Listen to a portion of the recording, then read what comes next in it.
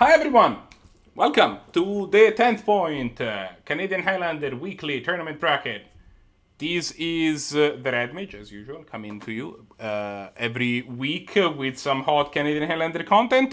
Joining me today on the line, I have Gosmith. Hi, Gosmith. Hello, hello. And at his first tournament in the booth on the Sunday event, the organizer of a lovely Saturday streaming competitions, Balex. Hi, Balex. Hello. We have 12 players today ready to bring you some, powerful magic and all of that. I'm not going to bother with making the voice. And everybody is ready to go. I have the match pairings just ready. Just a couple of housekeeping before we get started, and we'll be good to go. As always, this tournament is run from the Canadian Highlander Discord. Exclamation point Discord in chat gets you there. If you want any and all information on the event, you can go to our website, which I'm posting in chat right now. Way ahead of you, my friend. You Way posted ahead. the Canadian Highlander website. I'm going to post our website, which we have now. Ah, fair point. I did miss one, didn't I? That should That get needs to you. come out as well. We actually have I made a small website this week to just have all of our information in one place. So in order to have everything that we need there, I'm gonna make a short command so that we can gather people there faster. But for now, that's where you have it. That's all of the information that you might need, including next event. Which I don't have a poll for yet, but I'll make one probably at some point during the event and post it in chat. But if you want to join the next tournaments, everything is going to be there. Also, if you like this event, it would mean the world to me and to us as a whole if you could, consider dropping us a sub. Jeff Bezos gives you $5 with your Amazon Prime subscription. He does not need them, so use them on somebody. If you want to use them on us, we appreciate them. If you want to use them on somebody else, I appreciate it, and you should definitely do that. Thank you, Zannty. And yeah, I mean, it just helps us keep the boat rolling. It gives us a little bit of discretionary income to like do some interesting stuff with the events. It makes things easier. With that said, I am going to leave the room to the other people in the booth while I go ahead and post post all the results that I need. So yeah, let's do that. You guys entertain the crowd. Oh no. Another week, another 10th point, huh? Indeed. So, we last have week, 12 players, I believe, this time. yes, 12. Crickets. You're about to say Last something. week it seems like we had a very large amount of aggro strategies. Do we think we're gonna see even more of that this week, or are we gonna try and have some decks that are pretty good against the aggro strategies Knowing this a week? couple of the pilots, I'm definitely knowing that a couple of them are likely bringing it. Wolfgang is usually on his mono red. Brahms might well be on medium red again. Lucas, I could imagine still playing out this new black-green aggro deck he's playing. And I believe Necro also recently has built red deck wins, so that I could see them being on as well. Blahguy, his black red aggro deck. So there's definitely a lot of people. Einstein might even, though he has been playing a lot of Academy recently, and I think he's probably still going to be on that.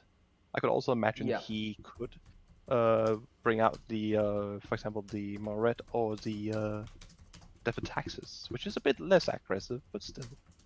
Yep. So it seems like we have Einstein on Paradox Academy, and we do have a Taxes player, which is notably pretty decent against mono red these days with their efficient threats and protection we do from actually red have things. the first feature match announced. We have MagikMike versus Kelvin, which will be our first match. We'll just be getting the technical aspects set up in the meantime. Redmich is working hard on that while we are discussing what we might see. Do you have the deck list currently? Yes, I do. I haven't pulled up here. Could you tell us what we're what spicy magic we're looking at here? So we have Lucas, or sorry, MagikMike is on Blue Moon Control this week. So Oh, pretty staple deck of this format. And then we have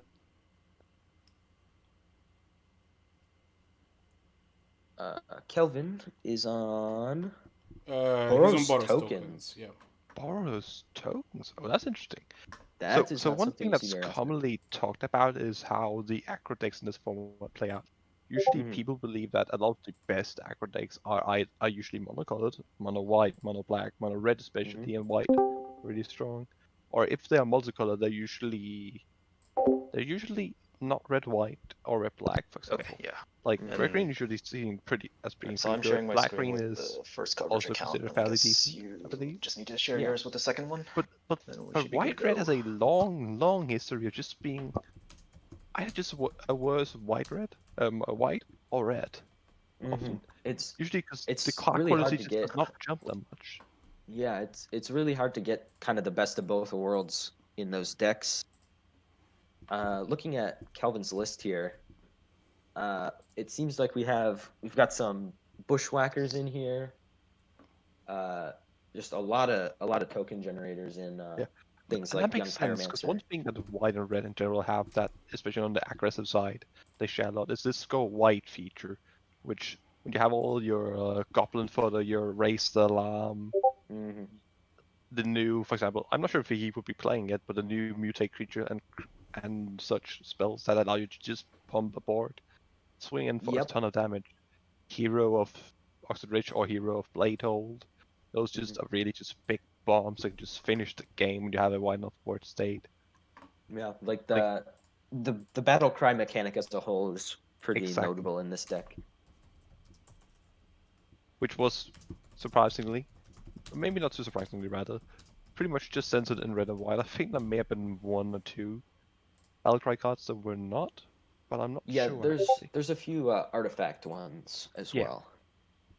And I believe it land as well, Mhm. to note.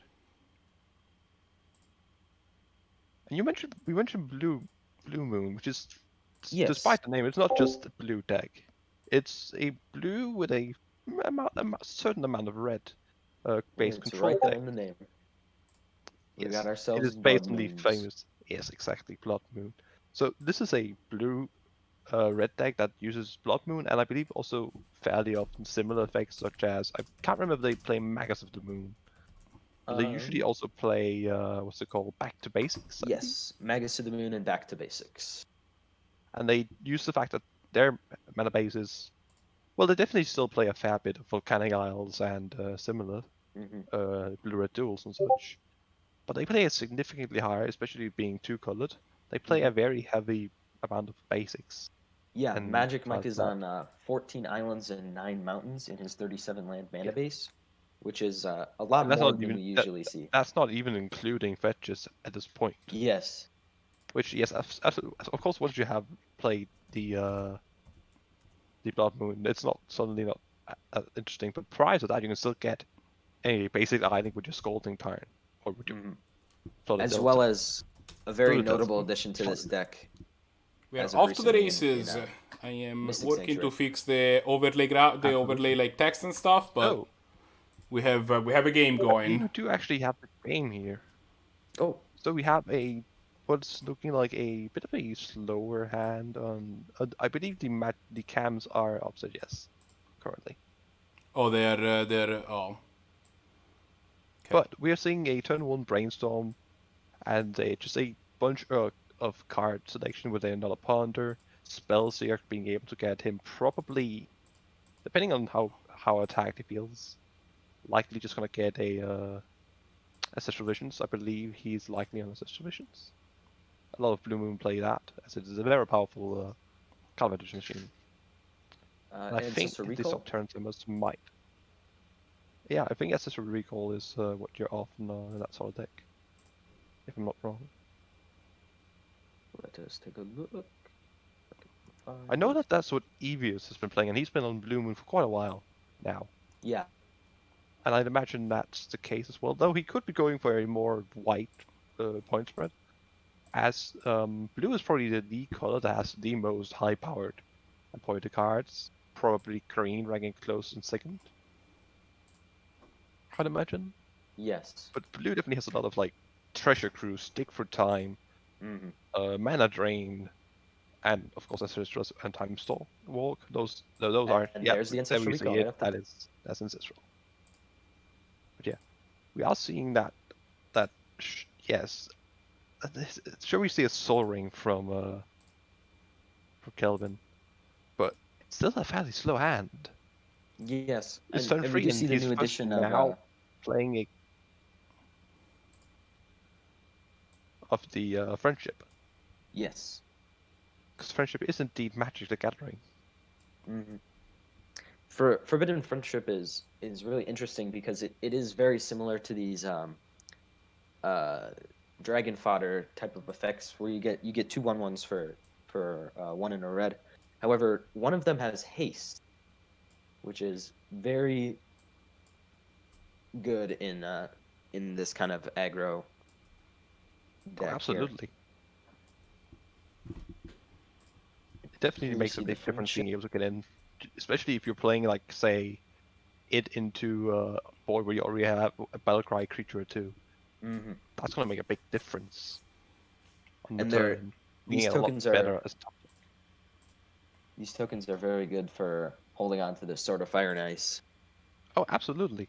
Sword of Fire Ice is a big deal in this matchup. This is a card that can, if it resolves, just win the game on its own, more or less. There's Which not of the another two way was on for, Boros? Was it MagikMike on Boros? Or was it Kelvin? No, it was Kelvin on Boros and MagikMike on Blue Red Moon. Yep. But yeah, in a Blue Red deck, it's surprisingly hard to find an answer to a card that gives you protection from blue and red. What a curious thing. It's a braid. So, it's fine. You no, braid it, it's fine. A braid. If you do have a braid, I believe Fiery Confluence as well.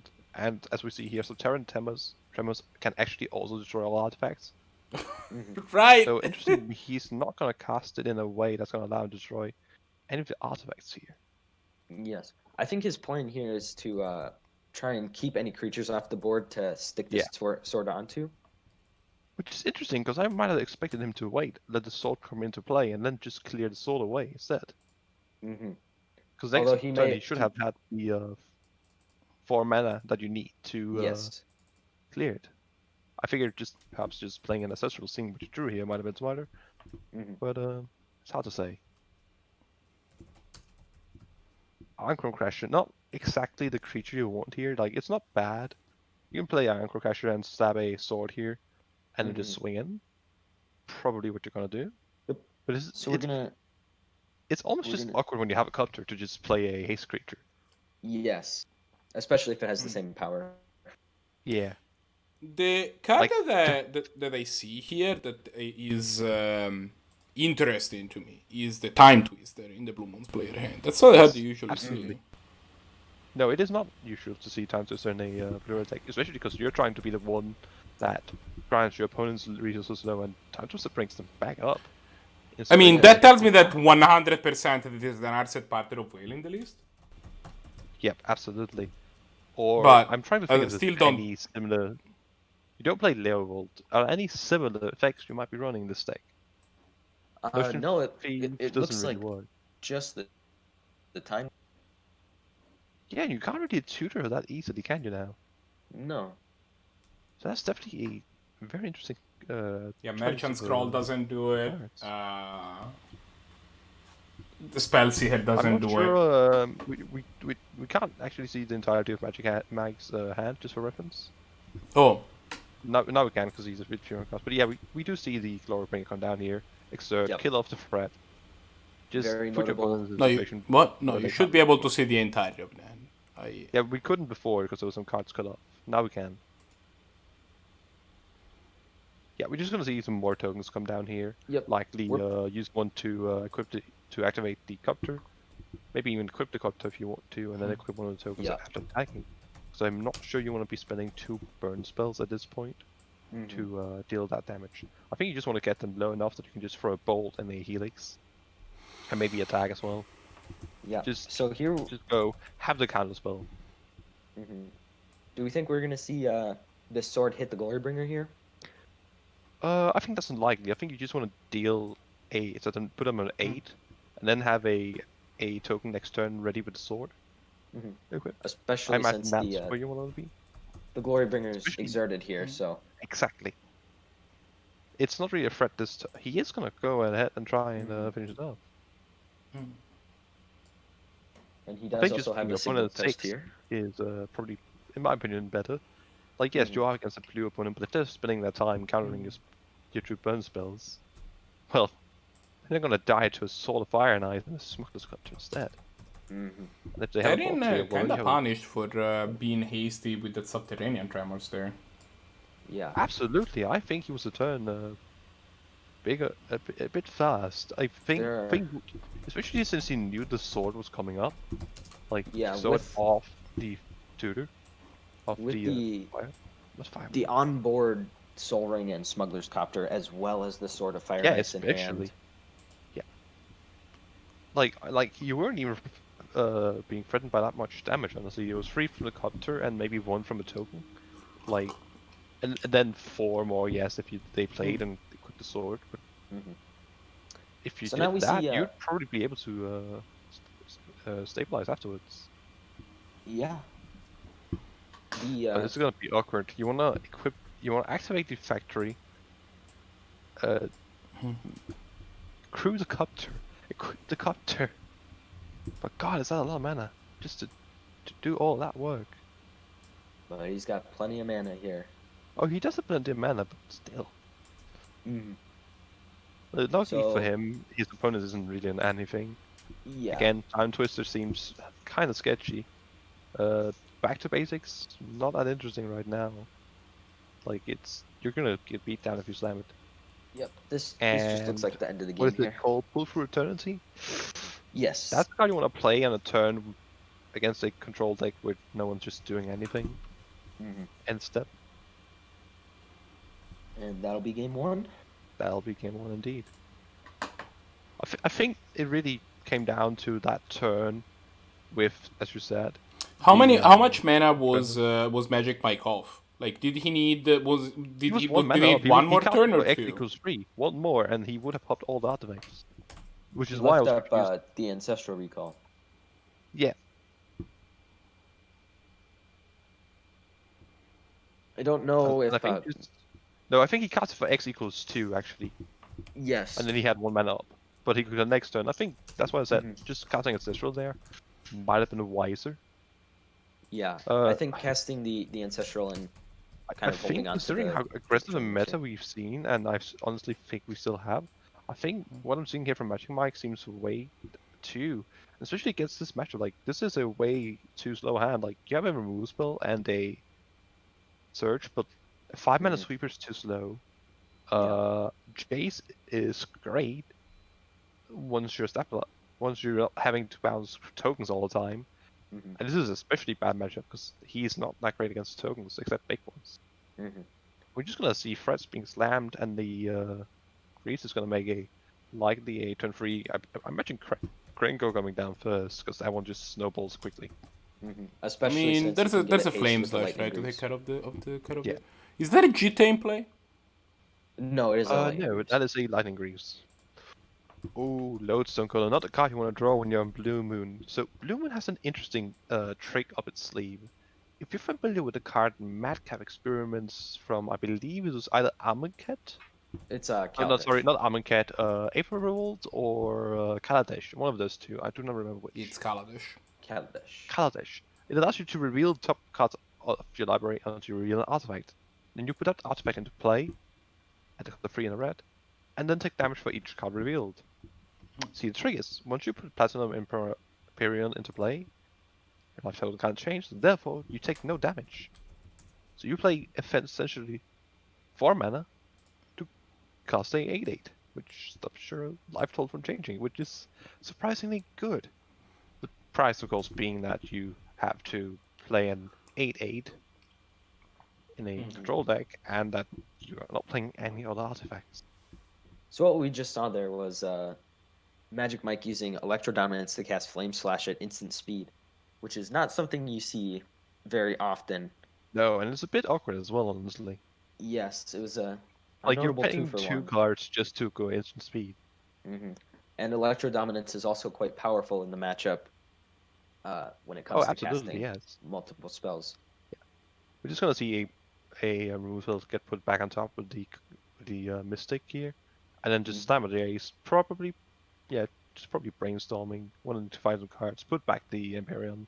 That was not getting cast ever. It's probably, like, actually maybe Imperium might actually get cast in this matchup, but it's probably gonna get put back and held there for a couple turns until you're ready. I mean, he doesn't have a fetch land anyway, so... Yeah, MagikMike is tapped out here, which is really bad for him on this board of Lightning Greaves with many threats in hand. We're probably going to see this Rebel Rebel we see a Master land come here down. off the top and a hero. Hero could just... Oh, Blahguy do some damage. Yeah, he might have a sweeper, but then there's going to be... So there's no land, but there's still a turn... well, not a turn 3, turn 4 Goblin Ring. What he's going to get in for what? 1, 2 with the tokens, and then another 3, so that's still a 5 damage. Yeah, He'll be able to kill the Jace if he wants to as well. Jace is going to die here with just the Rebel Master. Yeah, exactly. And Legion's Landing is going to flip as well, which is really nice. Yeah, Lightning Greave's not a card that you see super often, but it's definitely doing its fate here. Yeah, this is things when you have a lot of big creatures that just want to get in past. Yeah, this kind of I don't think this tokens is a build... deck I'd be playing it personally in. But maybe something like a green zombie kind of deck might, if it goes like big, medium green, for example, I might consider it in. It's almost kind of a one-sided Concordant Crossroads effect, because you're really only playing one big creature at a time. Yeah, and the thing about haste is that it's an ability that pretty much does nothing except for the turn you cast a creature, unless it gets, like, I don't know, stolen temporarily. So we see a Field of Ruin on the flipped Legion's Landing here, which will give Kelvin his 4th land. Yeah, regardless. that does mean that he's putting himself in a situation where he's admitting that yes, he will probably have to play the hour next turn and get a bit greedy, and then set up his Platinum Imperium at some point, which makes sense because you can put enough. Actually, he has what 5 in play, 5 lands in play, 6 with his island in hand, 7 with the flip of the search at some point. So he's going to be 1 land off actually from this Imperium currently. And here we're probably going to see this Intangible Virtue. Yeah, that's going to be a lot of damage, especially with a probably Aggro Crusher, I imagine here. Playing the Bone Crusher does not feel worth it, really. Yeah, MagikMike has the bolts. Although you can just slam you can just equip the Greaves to the... Oh no, he's just not gonna do anything, and just probably hold the Stomp. Yeah, I think he doesn't want to expose his Rabble Master to any sort of removal that MagikMike might have here. Makes sense. Yeah, he did pass with not really much. So here we're either going to see a Stomp or a cracking of the Sunbaked Canyon at end step, probably. Yeah, I don't think there's a chance here where you choose to... oh. So at some point, I believe the Imperium was gone away somewhere. Oh, of course, he shuffled away with Field of Ruin. Yep. So he put it on top of Jason, then shuffled away. Exactly. Yeah, this is an awkward tap because you don't keep the bolt up here. Which, let's see here. Yeah, that's going to be lethal. That's just going to be shoot for 2. Yep. And yeah, I mean, the Hero Blade Hold was going to be lethal regardless. This card is just an army in a can. Yeah, even with the amount of board sweepers MagikMike may have in his deck, he just has a very large amount of targeted removal, which is very much not at home in this matchup against these 1/1 tokens. It just felt like he had too much air. Like he had cards like Time Twister and Yeah, this is what I said. Like, his first hand might have been reasonable, but his second hand, he just kept something that was too greedy. Like, yeah, show your 2 lands and search for a scan, but what's Yeah. that gonna do when you're getting beat down and time upon time again? That's not what you care for. The only I think, yeah. The real turning point in game 1 was not casting that subterranean tremors for 4. I think Yeah. if he would have Well, waited X on equals that 4. sword and cast it for 4, he might have really had a chance in that game. Specifically, X equals 4, not casting it for literally 4. Yes. And then also in game 2, casting that Electro Dominance just to cast the Flame Slash on the Although Red Krenko. Mage, just for your information, it is week 4, I believe. Correct? It does not say so on the info overlay, and it's just waiting for round 4. Just for your information. I'll fix that. Give me a second. In the meantime, let's see what else do we have in the way of. Oh, I'm already in another game. Here you go.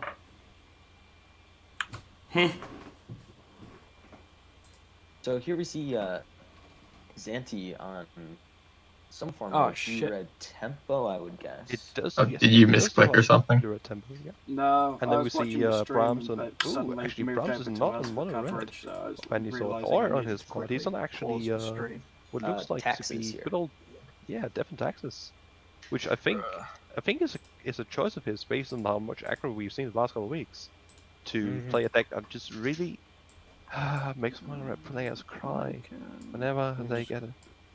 See a core firewalker on the other side of the table. No personal experience here. None Some at people all. may think that mainboarding core Firewalker is quite odd in a format where there are no sideboards. Yeah, but it turns out there's a lot of good red removal, which it blanks. B, it's just 2 mana 2/2. That's not horrible. It's not you wouldn't play a 2 mana 2/2, but still. Yeah. And 3, you do have a little bit of flexibility. You have Recruit of the Guard, I believe, which can get it. So there's a little bit of toolboxness to it as well. Yeah. It's not much, but it's something. And here we see it's really doing something in this matchup. Absolutely. It's locking down this blue Abbot and creatures out Swiftspear. well recently, but yeah, it's keeping back an Abbot and a Monster Swiftspear. 2 creatures that with a couple cantrips and a lightning bolt something.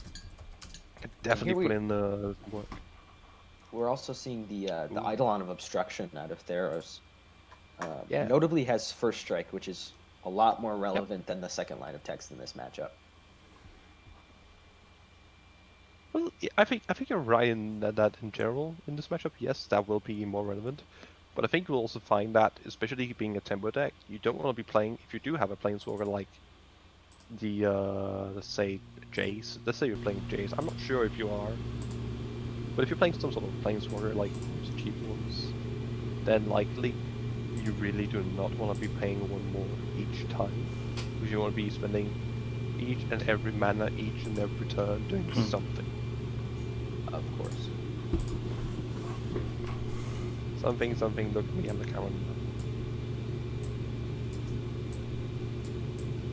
Yeah, Richard and Port, not gonna do much here. It is gonna keep the Fairy Conclave from doing anything exciting, but Brahms is in a somewhat awkward position. Like, it's not horrible, but you're dead in 4 turns, so not a great starting point. Especially and with it's not 0 getting cards in better hand. now. Yeah, Impulse making it a lot worse, making this Ryan on Cutthroat quite a problem now that it can kill both the Firewalker and the Idol. Being a 4/3 makes it a really good stat right now. I imagine we could easily see a more cards. Like, say, honestly, if I had if I was in Zannty's position and I had to say a spell pierce here, just cast a spell pierce, pay for it, get the impulse, something like that, just fine. Like, you don't need your counters against all your counters against a person who's currently tapped, who's gonna cast in hand, and especially one who has an Aether Vial. Like, what are you gonna counter? Hope they forget to like, it's unrealistic, isn't it? And if they are, you know what? Throw Bones will at it. It's not too bad. This blue-red temple deck is really heavy on creatures. Oh, Magmatic Sinkhole. Ooh. Take care of the Eidolon as well. That'll be the game. That'll be the game. This blue-red temple deck is really heavy on creatures. Here we're seeing things to go as far as noble, which is something you don't see very often outside of mono red. Which card did you say? Stormkirk Noble, the 1-mana 1/1 that is that very can't be blocked curious. by humans. But Yeah. I think it's actually a really great choice for blue red tempo, to be completely honest. Because it's Yeah, the kind of threats you want in a tempo deck usually are cards that are either A, just very good at interacting, or B, cards that if they, especially cheap threats, that if they get left alone, or you can protect them, like Delver, all of the Miracle Grow creatures, like, and this is kind of a Miracle Grow creature, like it grows each turn if you just go. You play the Yeah. blocker, bounce it. You play the human, don't care. You play the blocker, lightning bolt, counter. Like, and this is just gonna grow, and it's gonna get there in what? I'm actually not sure what the math is. I think it's 6 turns if I remember correctly. Maybe that's a total of 21 damage. That's pretty close. But we also and likely see even 5 turns sometimes. yeah, we also see Sprite Dragon in this deck, which is A power. that card is very good. Quite possibly one of the best cards for Canada coming out of Korea. Not even kidding. Like that card is, oh boy, is an amazing example of how powerful cards are being released in this modern day and age. Absolutely. The uncommon 2-mana 1/1 flying haste. Whenever you cast a non-creature spell, put a +1/+1 non-creature spell.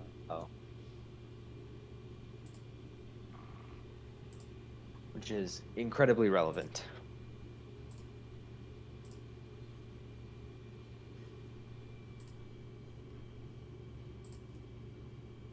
So let's see here. Are we waiting on the sideboarding or is the stream just We're waiting on Zannty setting up hand camps. He hasn't done it before, so he's trying to do that. I'm also setting up a noise suppression filter for my mic because apparently there was like a lot of nonsense in there. Understandable. Okay. Yeah, that'll do it. But yeah, as we mentioned, like in the beginning before we started the matches, there was a lot of aggro, and I think it's a smart choice on Brahms' side, especially today, to go with a deck that has a great matchup on against the red eggs and the black eggs and whatever aggro decks you have that are just like low curve. Because when you have Thalias, that makes the removal spells awkward. It makes attacking awkward. When you have all your Gideons and your Primuses, that makes the lightning bolts awkward. Especially. Or just attacking with any 2/1s, really. This deck is incredibly well positioned against the more aggressive decks in the format. We see it things definitely like... also isn't bad against, like, for example, combo or control. Yes, it has a lot of disruptive I think the creatures matchup as well. I'd probably least like to play it against is maybe mid-range. Yeah, They just go that bit over you. And you just don't want them to, really. You really don't want to play against something that tries to grind out your more disruptive creatures, because really you're trying to get your creatures to get to a point where they're really kind of getting in the way of what your opponent is doing. And if your opponent is just kind of building value, it's hard to interact with that.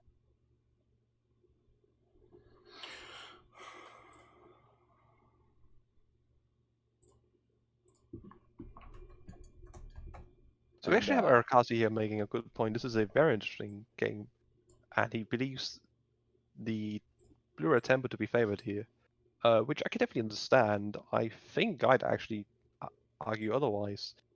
At least with this hand, it's definitely looking to be a great hand for Brahms. Like, turn 2, Stormforge Mystic, get, as we mentioned last game, blue-red decks apparently have a pretty difficult time with Solid Fire and Peace. Fire and Peace? Fire and Ice. Fire and Ice. I wonder why. Like, especially if you get to slam that on a Mirror Crusader, oh boy. Yeah. Although we see something pretty spicy, which is, you know, all this creature with protection from red, Psionic Blast kills all of them. Psionic Blast The original and probably only real blue burn spell, let's be honest. There might be in a couple others, but Yeah. There's like pingers, right? That's the other thing. Yeah, As you what? have your prodigal sorcerers and Yeah, but that's not whatnot. a burn spell. I mean, technically it is a spell. Throwing your quotation marks here. Thank But you for usually the when people refer to a subscription, spell, they Blahguy. mean instant sorcery or at least non-creature. The real question that I have for y'all here is, what do you do with a Spectral Sailor? What do you do with a Spectral Sailor? Your attack. That's what you You could get a priest, probably.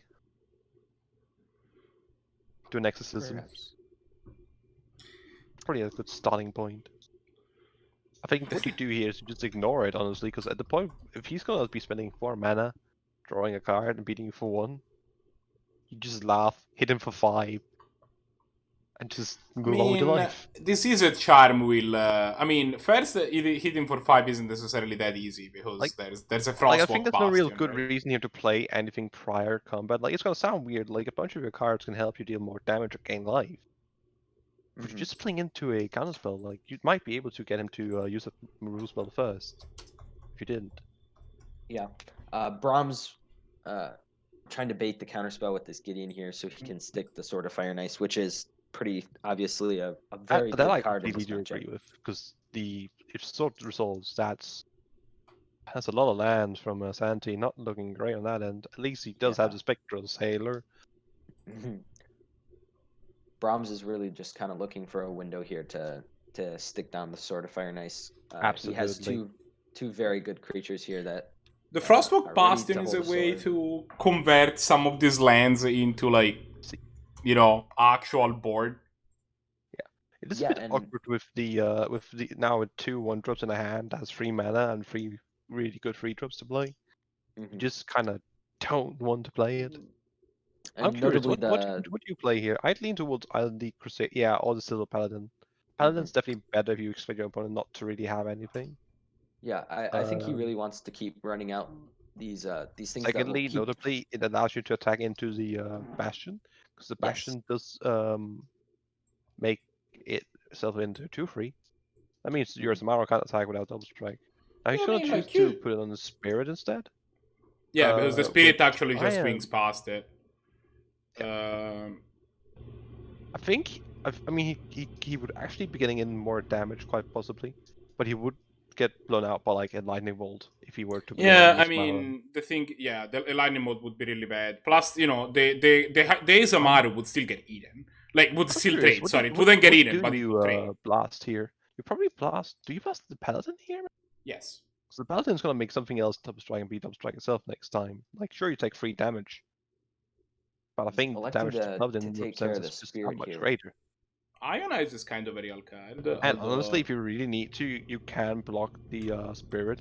You can't really with your Sailor. Well, not if the Spirit has double strike, but yeah, I think they... Oh yeah. But Well, I mean, if you you kill can the just jump you in. can kill But the yeah, if Paladin you and if you block heal the next Silver turn. Blade, then yeah, that problem is solved.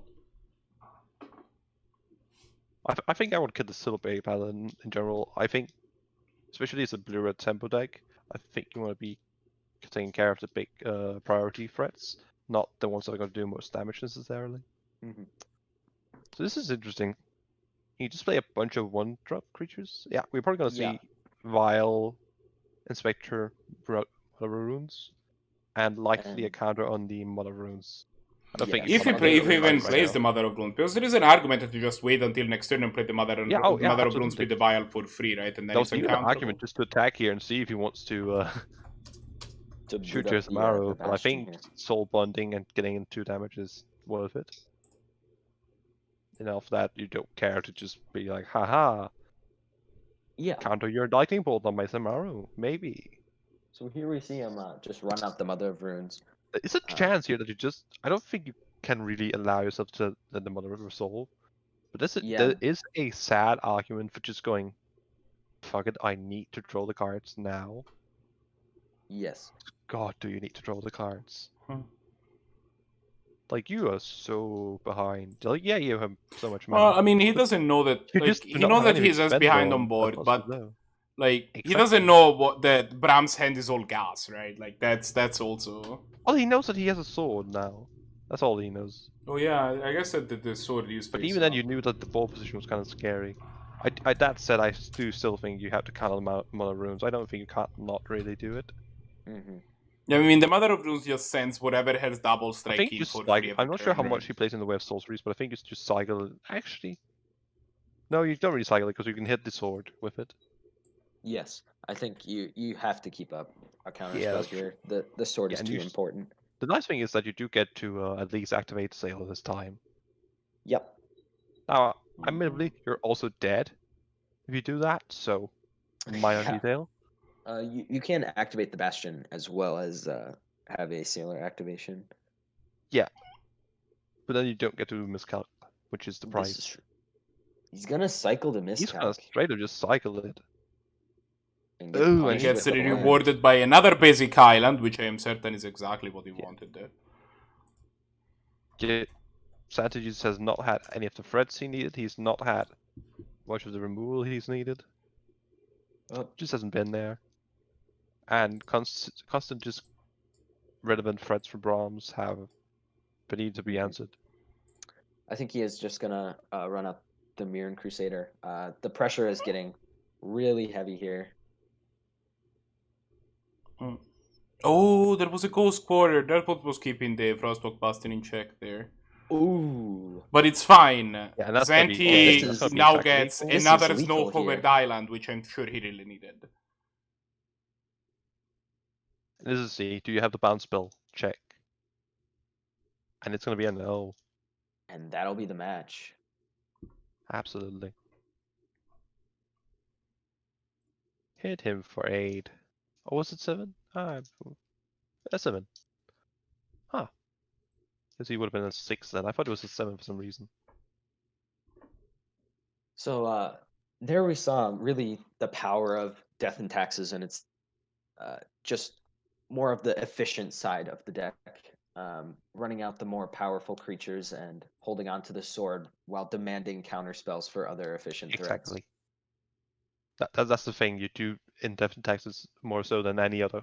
Once again, people definitely discuss if Death and Taxes should be called Electric, but for lack of better terminology, let's call it Electric. Yeah. It does absolutely play just a higher quality. You don't play so many, like, yeah, you do play Zamaro because it's just insanely good stats, but you don't play just any 2-1 in the deck that you can get your hands on. And God, Yeah. does White have a lot of just generic ass 2-1s for 1 mana.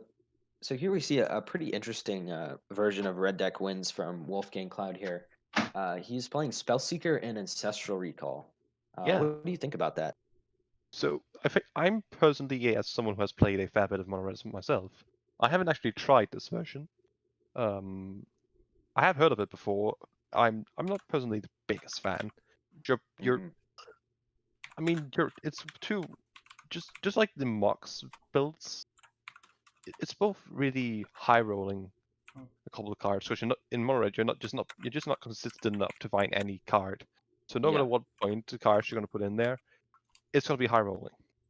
I will say, Spellseeker, I think, is actually, and it's going to sound strange, I think Spellseeker is better than Ancestral in Mono Red. Wow. Yeah. And you know why? It gets the best card in your deck, which is Price of Progress. Yes, Price of Progress is. I believe Price of Progress is the best argument for playing red aggro. Honestly. That card just wins you some matchups basically on its own. I have done 10 damage before with it just one game that just should not have won. Yes, it's got to be dead when you're playing the mirror match, more or less. Like, that's a prize. Price of Progress is quite the magic card. I have a question. Absolutely. What is Luca playing? Luca's playing Naya mid-range with a Lifegain sub-theme in response to the aggressive decks that we saw last week. I see. Good old shield mare in the graveyard there, if you familiar with that one, because I'm pretty sure it's one of the new core set ones, I believe. Yeah, that was in core set 2019. Yeah, the mare cycle, was it not? Yes. Centaur Peace Talker, I believe, as well, if I'm guessing correctly. A bit of a strange choice with Frill Possibility and Tormenting Voices, I'll admit. Not cards I was expecting from a from a mid-range deck, even if it's a Lifegain substream or not. Yeah. I mean, I know Lucas has been playing his fair share of madness, but this is perhaps taking it about tad bit too far. Yeah. And I think this is really the matchup that Luca has been preparing for here. Absolutely. We I see think a a lot of Johnny people expected Vengeance. a lot of aggro, and I think, especially since one of the people who was on aggro in the aggro heavy weekend has gone away from it, and here in Lucas, Mm-hmm. we are going to see a bit of a more maybe normalization in it. Yeah. But yeah, as going back to the question of like the quickly on the red deck recall choice, I think that you absolutely, it's not a bad choice, and I'm not sure when it's correct, to be completely honest. But the price is you're making your aggro matchup worse because you're suddenly playing more non-basics. You're playing, as we're seeing here, steam vents and such, because you're gonna need to have some Mhm. amount of blue sources besides just your fetchers and your volcanic isle, basically, Mm-hmm. and that's gonna cost you a bit as well. Well, we did That see you wouldn't Red Deck necessarily. Wins take down the game or the match there. Yeah. And this is interesting because I think that people expect that, oh, I can just play all these Lifegain cards and just defeat mono red. And Mhm. that's just not correct because you don't just win by gaining life. Yeah. The way you win Uh, is just by denying them the chance to get in Contrary damage. to burn decks in other formats, Canadian Highlander Red Deck Wins relies a lot heavier on its creatures, and Absolutely. we're even seeing things like cutting Lava Spike in these newer builds.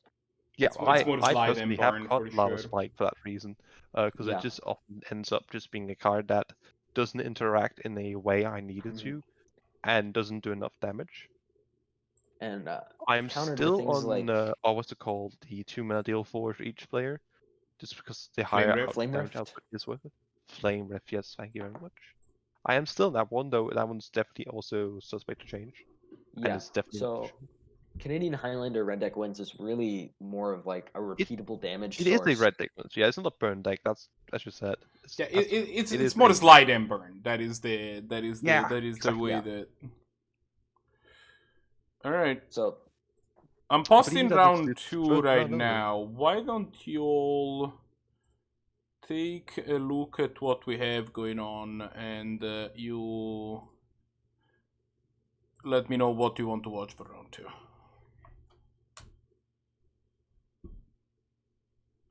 so Let's we see have here. Do we have Blahguy on Black Red Aggro, Kelvin on so? tokens.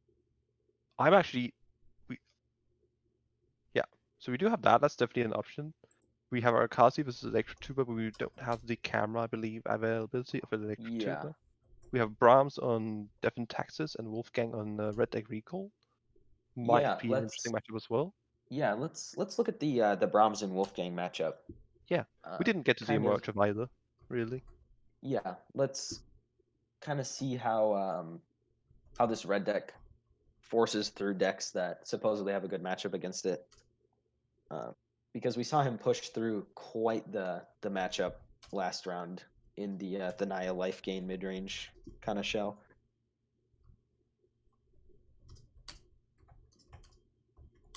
We'll just I do think that's one thing that I found in the games you often win against white.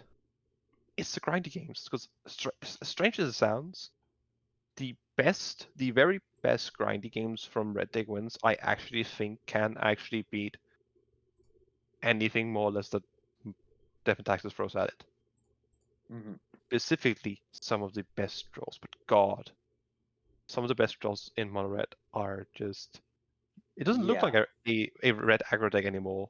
Suddenly you're playing Creature Storm for some reason, playing Skull Clamp, going Pyromancer if you're on that, and what I still think is the best card that some people for some reason are choosing not to play, Runaway Steamkin. Yeah, God, that card just. Runaway Steamkin is really quite the enabler in that deck. It really allows you to just dump your hand as well as have a Yeah. 4/4. Skull Clamp, just like the card that you just see in so many aggro lists in white decks, I get it, in mono red, in I presume also you play in black. You might not play it in green depending on like how your list is set up, but you might still play it if you're playing green aggro. But most aggro decks that are like have a lot of X ones, especially, or just know that creatures are going to die one way or another, with high likelihood. I'm just gonna be on it because God does it just for no mana really. Just it pushes extra damage if you need it. It's so little to play and equip, so it's like low investment, which is great. And who the fuck thought it was a great idea to have you draw 2 cards whenever a creature die, basically? Yeah, when that card was developed, they thought the card was too good when it was equipped to give it +1/+1. So they wanted to give it a downside of giving the creature +1/-1. However, that turned out to be quite the mistake. upside. That said, I think even if it happened in +1/+1, God, it would still have been a stupid card. It wouldn't have had the same applications in, say, in a elf ball kind of style deck that it did TNO play in. I think the card would probably But it would be still legal in modern. like, yeah. But if you're playing like, say, an aristocrats deck, which is, it's just, it's also stupid in aristocrats for that sake. For what it's worth, I think the hat would have Probably, been better in probably draft. the best deck. Yeah. If it gave +1/+1, because that's how you use it most of the time. You just put it on the creature and gain value when they die.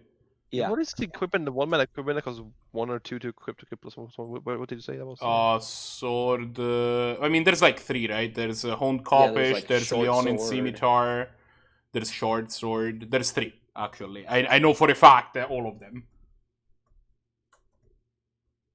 So going back to the match here, we see Brahms with a pretty good opener against Mono Red here, with the turn 1 Thraben Inspector to shut down X1s into perhaps a turn 2 Core Firewalker, which would be incredibly good against this red deck here. Yeah. I think this is just like short of a Plains, this is exactly what you want. The 2 best cards in this matchup, Core Firewalker, Stoneforge Mystic probably. Yes. And there's the Plains off the top. There's the Plains, yeah. Wasn't ever really a chance. This is interesting. Probably gonna see a turn 2 Firewalker and just it's gonna be downhill from there for Wolfgang.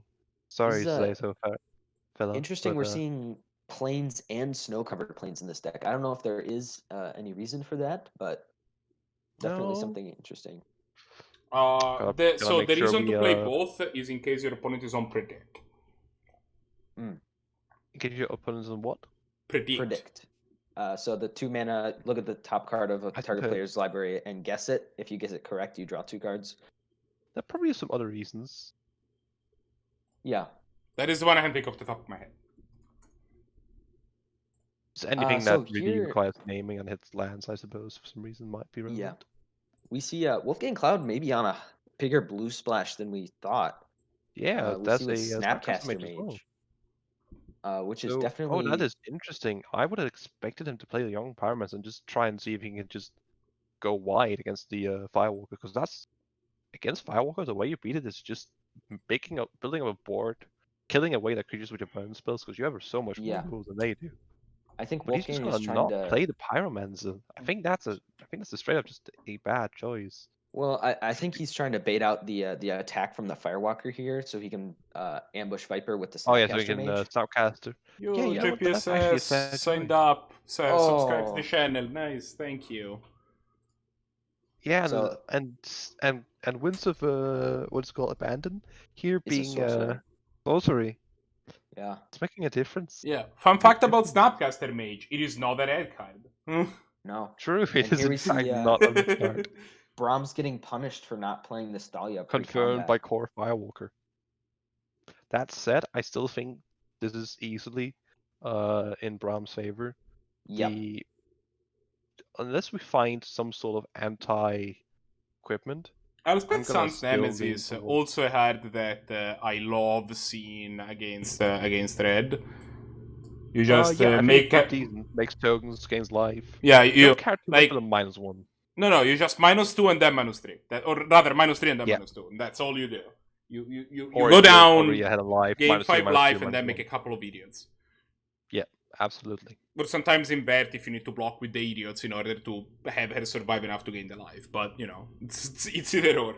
Interesting. He's gonna go ahead and wasteland here. Not sure why he believes this is so important. I think I think he thinks he's on a bigger blue splash than he maybe let on with the yeah, Snapcaster. you Maybe might be still right. wants to cut Maybe him he's off. expecting a blue red tempo full on. Mhm. Like based on what he's seen played here, the only thing that might be a bit odd is actually not the harsh mentor, but the what is it called, barbarian ring. Probably wouldn't Yes. play that in blue red tempo, but Mhm. I could see it because you could have a fairly decently sized graveyard in that deck. Mhm. Yeah, I think running out the Elspeth may have just been a better option here. You can kind of Yeah, lock exactly. down the Spend all your board mana as well. and build up your life total a little bit. So here we Oh, see this could be a Stoneforge getting bit Sword of punishing here, Fire though. Nice. I don't know if there is a Batter Skull in the deck, but Sword of Fire Nice is still I pretty good imagine against not. Red Deck land. Usually, you only play Battle Skull in decks with stuff futuristic if you're a deck that might go long game, because you Mhm. don't want to draw it. Like Canadian Highlander is supposed to say Legacy. Legacy, you could play 4 Stoneforges and 1 Battle Skull and be like, I'm probably gonna have a Stoneforge to put in my Battle Yeah. Skull and save that mana. Mhm. In Canadian Highlander, that's a lot more difficult. You might just draw the Battle Skull and be like, oh shit, Yeah. I don't want my bad Baneslayer Angel. I'm just gonna be AFK for like 5 minutes, so Absolutely. yeah. The card reader won't update, but I'll be right back. Oh, You I'm guys just gonna see a continue nice doing change commentary. here on perhaps the Young Pyromancer. Yeah. Which is Oh, interesting that's after looking like wastelanding on the change. previous turn. Yeah. I still think it might be better just to run out the Elspeth. Yeah, I think you're absolutely right. Just get some tokens, make it awkward to attack. Mhm. I could see the only reason I could also see playing the cleric and then just activating the Stoneforge end of turn. Just get the sword in there. Yep. I think that's And what I think we that's are what we're gonna gonna see. see here, yeah. Just get the sword on like I don't know, an Specter or Stoneforge. Mhm. Block anything with too much power. Yeah. And Like again, currently the only creature. Yeah. we're seeing the Sword of Fire Nice up against the blue-red deck. And Sword of Fire Exactly. Nice has really been doing work this tournament. Oh, absolutely. I think it is definitely one of the top equipment cards. Mhm. Both because of its colors being fairly relevant. Blue, admittedly, you're not gonna see a lot of blue cards targeting your creatures because ensembles are not that popular. But blue creatures definitely aren't unpopular by any means, and red burn spells are probably the most tied, probably up there with the most played remove spells beside black. Mhm. So So that's here we definitely saw a great here. a Firebolt on the Remorseful Cleric. Yeah, I think he just really wants to get in with his harsh mentor, Yep. and I think that might be a. I don't think it's a bad choice specifically because he has the strong Kirk Noble. Mhm. And I think this is exactly the way he does beat a sword coming down. It's just going aggressive. I think you have to attack with everything here, even the young Yeah. Pyromancer. I think I you don't really think you're have winning to. if you just like maybe not the elemental because like that's just throwing a card away Mhm. to a likely block. But I think you need to Yeah, you can just double block here and then you do what? yeah. I think The only argument for why he wouldn't double block here is if he's scared of like a shock in response or something. Mhm. He definitely needs to have something to stick this sword onto next turn. And that's something that does happen, like more so against say sword, for example, and other 2+ cost equipment. So sometimes you have like a board with no creatures. You'll play a creature, activate the sword. They'll play remove spell. You'll play a creature next turn, activate the sword, and that's a way to keep them off it. Yep. I We think he are not going to definitely see needs that to. from Wolfgang this game, though. Yeah, I think he definitely needs to double block this Harsh Mentor because he will be taking Yeah, 4 if he does not. yeah, and he's going From to take even more damage when he's going to activate the Silent Clearing. Yeah. the exactly. I think just not attacking with it, I think either you attack with everything and go ahead and say, you know what, the Harsh Mentor is dead, Mhm. or you go ahead and say, you know what, you want to activate 2 abilities, take another 4 damage, go ahead. Yeah, I think attacking with all is definitely correct here. It's basically 4 free damage because he has to block the Harsh Mentor in order to not take 4. Exactly. Well, not So here 4 you free see him damage. taking 3 just off of the silent clearing and activating the Stoneforge here. He does realize that he has to put it into play though, so that's 2 damage he can't evade.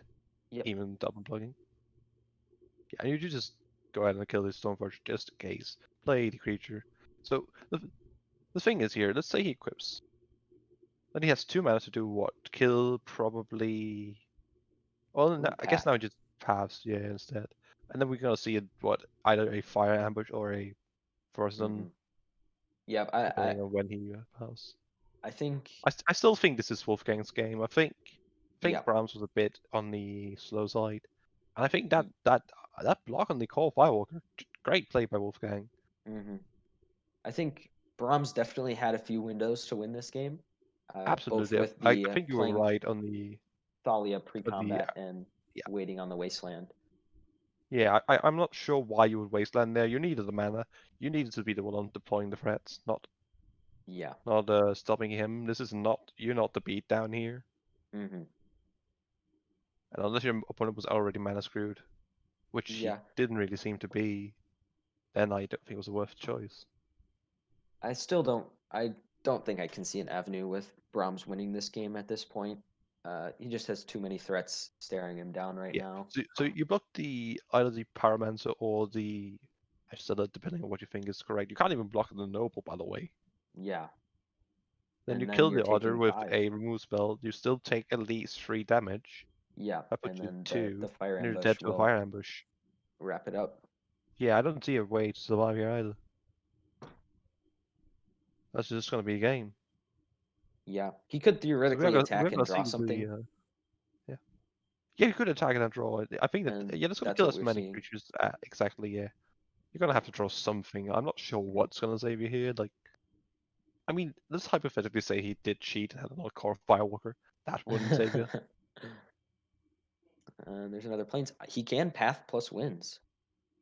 Yeah, but the thing is, like, yeah, you already kill the Ash Zealot, and then the second creature you kill is going to be a 1-power creature, but you have to tap a land that deals you 1 damage. And he can't block anymore with anything, so he's taking 2 no matter what. Yeah. And ironically, now he could even lose to the Rodan. Actually, no, never mind, he can't. Well, but he's going to lose to the ambush. Yeah, Irrelevant. Eventually he could lose to Ferocidon, but the fire ambush is just going to wrap it up here. And even a Scab Clan Berserker. Equal. Interesting choice to not attack first and see if you have damage. Yeah, he could have something like that. Healing Grace or some random thing that could blow him out here. Put you at 1, then you just rather slam the Ferocidon instead. Have a creature they can't really block easily. And he's got path just to go like, haha. Path the Thuripin Specter. Get the land. Get the sadness. Get dead. Yeah. So I think this game was definitely winnable. Something we see from Wolfgang is that he's chosen to spend a point in an interesting way, because you play 7 for the recall. You pay, I believe, it's 1 or 2 for Spellseeker. I can't remember. It's 2, right? Yes, I think it is 2. And I saw a third card that's appointed, and it's not the card I played. He's on Treasure Cruise. Treasure Cruise? Well, that would be interesting, because then he couldn't play Price of Progress. Exactly. Which I personally think is a fairly big mistake. Like, I guess you're already going all in on having some of these really powerful blue spells and casting them again with Snapcaster. But I think there's just so few of them. You don't have the cantrips that can find you, the value cards. You're just kind of hoping to have the draws. And I mean, technically that's true for like the Mox spells and such, but you're not building your deck around it. He may be electing to cut Price of Progress because of the additional duels, but I still think that Price of Progress is that could be an argument as well. A big part of this deck. This is a greedy keep in his hand. He has a lot of 2-drops and just not the second. Spellseeker is only 1 point, so it is turning out that he can still play Price of Progress. Yeah, why is it never 2 points? I always think it should be 2 points.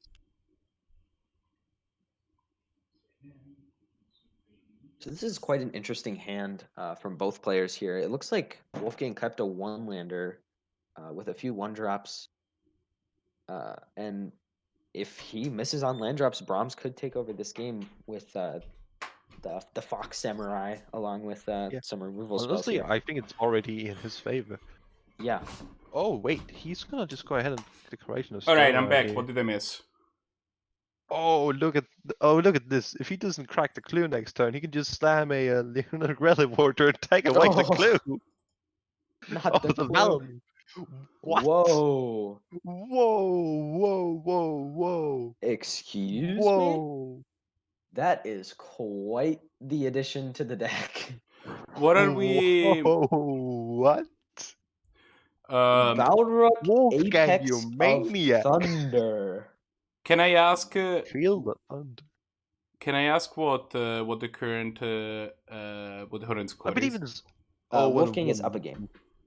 Yeah, sorry, yeah. Wolfgang is up a game. Okay. The Wow. Apex of Thunder. Oh, This is that truck. quite the thing to see Wow. in a red deck wins strategy, especially in one that you want to be killing them as fast as possible. This is something that you might be able to see in more of a big red strategy. But this is definitely interesting. Medium recall. Yeah. Definitely not going to work because well, you're playing points or something else, but still. Yeah. So Wolfgang was definitely on a bigger blue splash than we originally thought. Yeah, absolutely. I figured it was just going to be recall, Spellseeker, yeah, and Snapcast. I suppose I could see as well. Yeah, but here Snapcast we is see apparently pretty good with lightning bolts. Yeah, so here we see yeah. red deck Rodan. Red deck Rodan. Oh.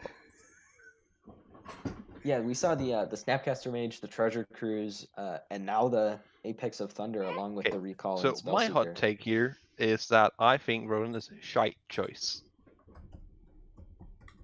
Interesting.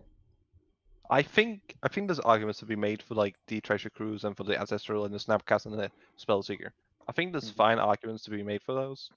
I'm not sure if I'd be playing the Spellseeker if you're not, especially if you're not on Prize, because Prize is the one card that can make up for the lost tempo of playing a Spellseeker if you're just trying to be fast. Yeah, really. I'm gonna take a look at his deck now to see what other blue cards are hiding in here. I presume that since I presume he must be in Prize. Like, please do tell me he's in Prize. He is indeed on Price of Progress. Oh, thank God, at least. He is also playing Manamorphose. He's playing Manamorphose? Yes, and we have seen all of the blue cards in Valdrak, Apex of Thunder, Spellseeker, Treasure Cruise, and Ancestral Recall. Does he have any white source? Does he ever expect to just hard cast Valdrak? Does he have the plateau?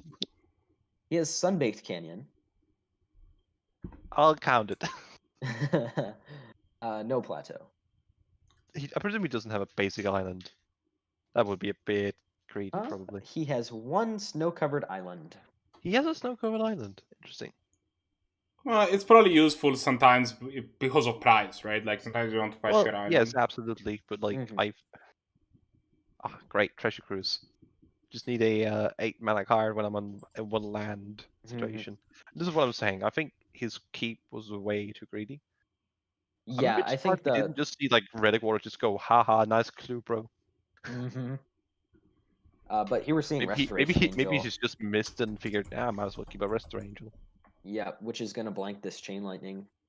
I mean, you could have gone in for like with miss. Yeah, he's just gonna Chain Lightning. That makes sense. But then you're just gonna go like, haha, no, what? Oh, interesting.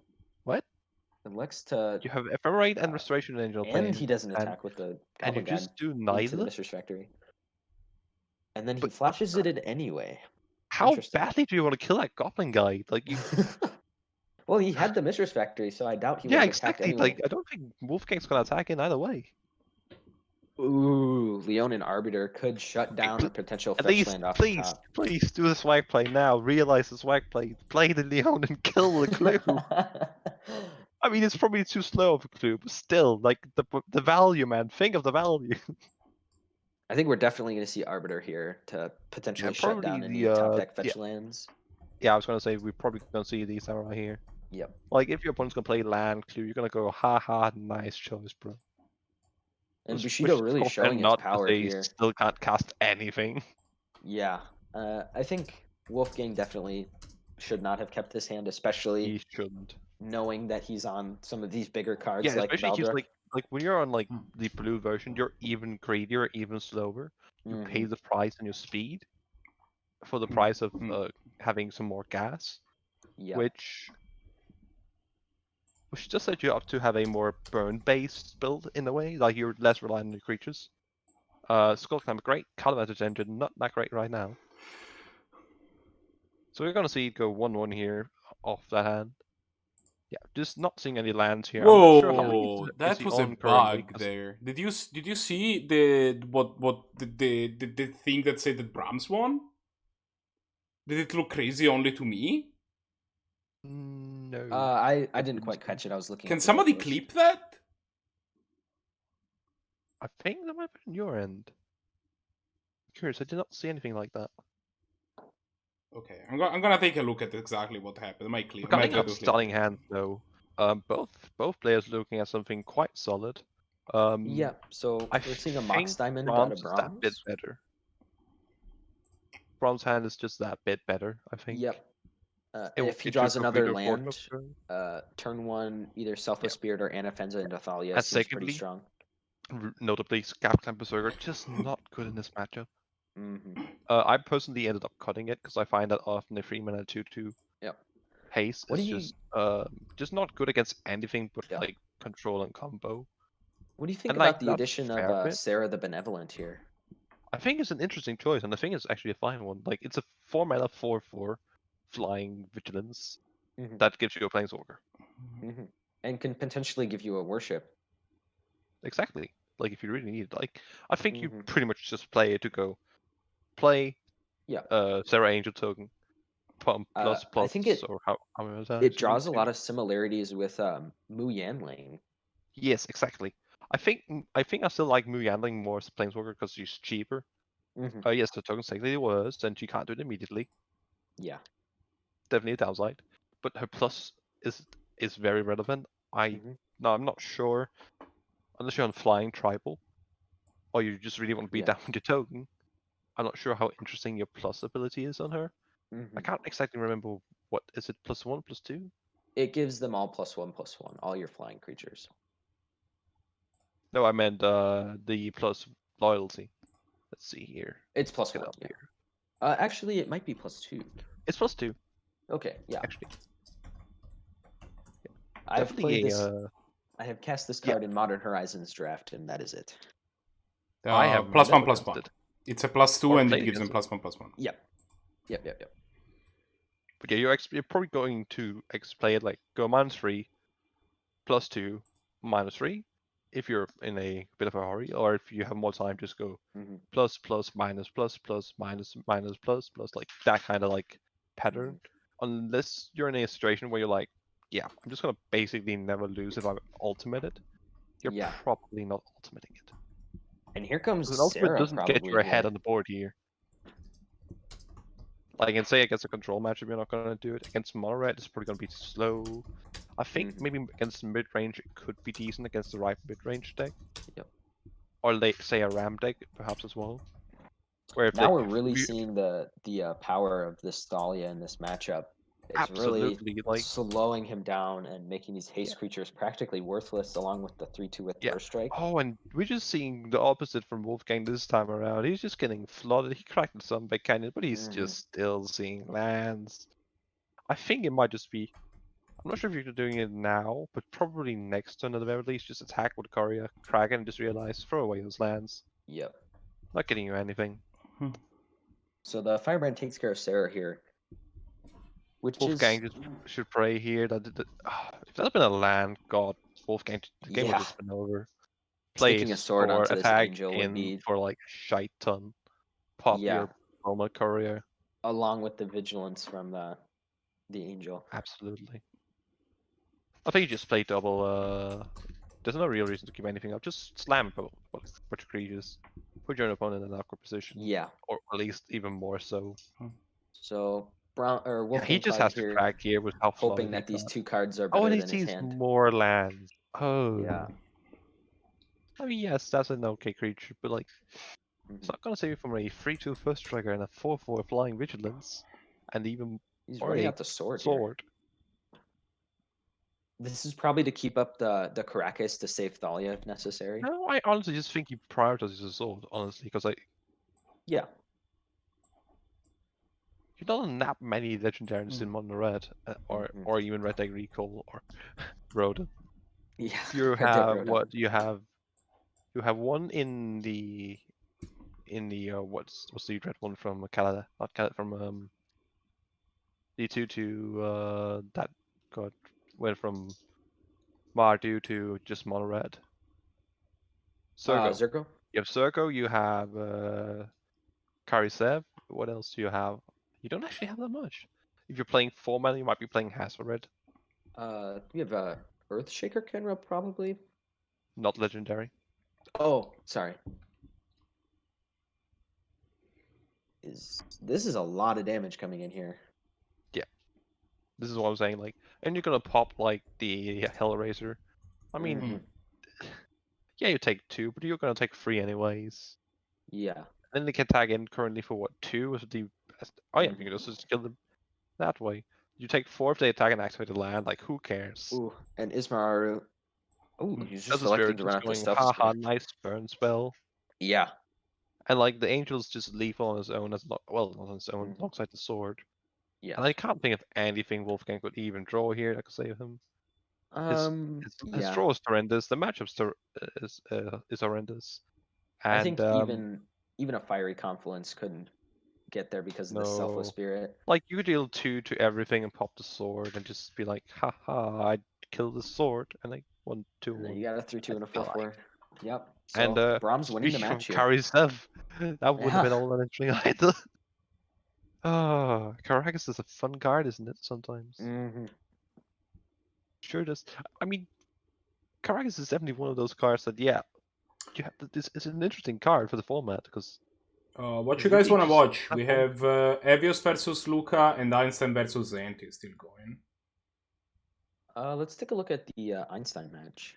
Yeah, absolutely. I'd love to see some. Are you talking about Season 5 champion Einstein? Of course.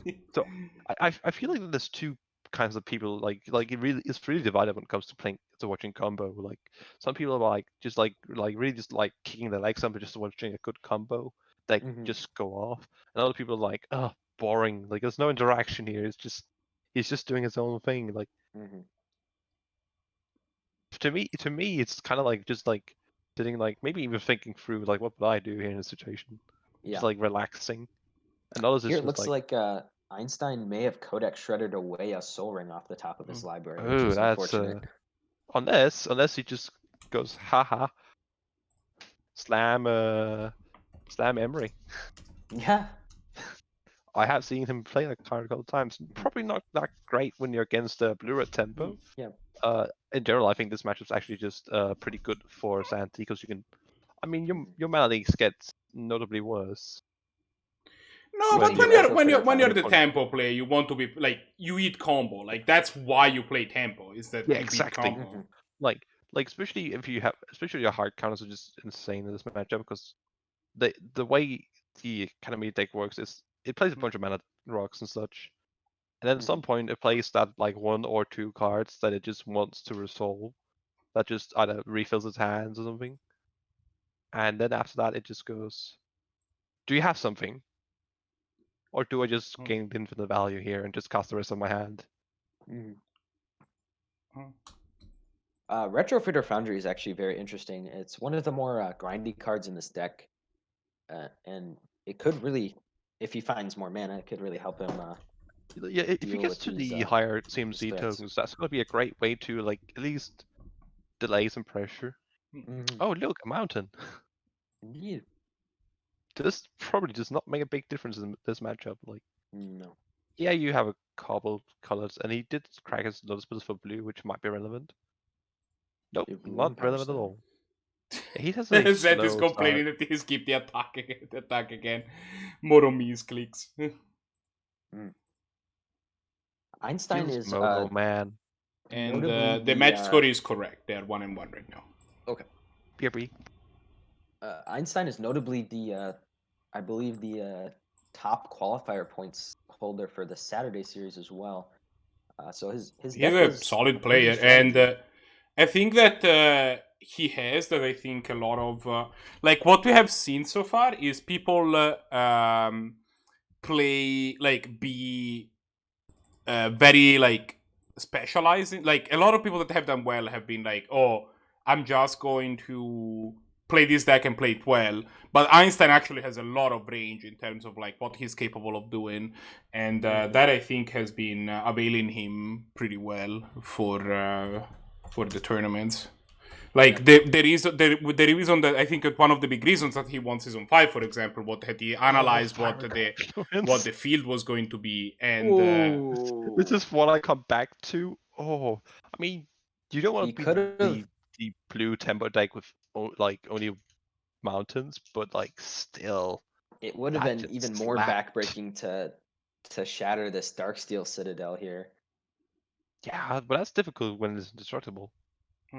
It's not indestructible under a Blood Moon.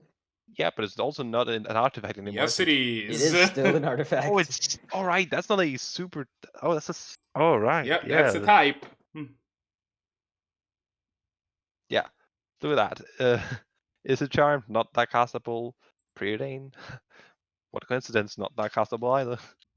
However, I think with like what is currently like a 3-turn clock, it's gonna be probably just fine when you just slowed a deck that was already a bit on the slow side right now. Yeah, down. I think this Fiery Confluence was really kind of the nail in the coffin in this absolutely. game here. Like, I don't think the Blood Moon was that big a deal, honestly. I think it was like No, arguably even bad for him.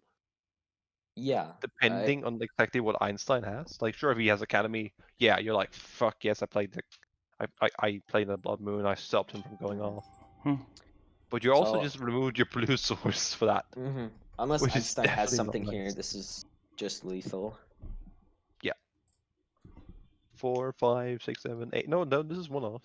Always one off. You have we see the relevance of this blue moon really hurting him. I mean, literally any non-creature would have been lethal, like just trigger the monastery. Yeah. But he drew another blue spell. One is even that he couldn't even cast if he had the. Have you hunted the mentor trigger from the mob boss? Yes, I did. Oh, okay. I forgot about the extra goblin. Oh, but I mentored the Swiss Spirit. Never mind. Yeah. Yeah, I mean, it has caused me to do damage math correctly. I have played a game of Aggro too. And missed lethal multiple times. But you can't not play Aggro and not miss lethal. He's really gonna need something pretty crazy. Yeah, like this is like the turn you have to find the combo, and I mean it's gonna be difficult because you're gonna want you don't have like the Soul Ring to just give you the mana. You're probably gonna exactly. And there's the just gonna take the life. Just gonna end it. Do we have any games left? Oh, hi, Insanity. Welcome to the chat. Okay. So Insanity, the way that this usually works is that we don't, when we go to a match out of nowhere, we always have hand cams for the first Fisher match, and then if we have to go to one of the back tables, we don't always have hand cams for those matches. I was able to just message Zannty and have them quickly share their hand, but I didn't want to bother necessarily Einstein. If there was another game, I would have done it. I would have pinged Einstein and be like, "Hey, can we have your hand?" But since there wasn't, I was like, "It's fine. Let's."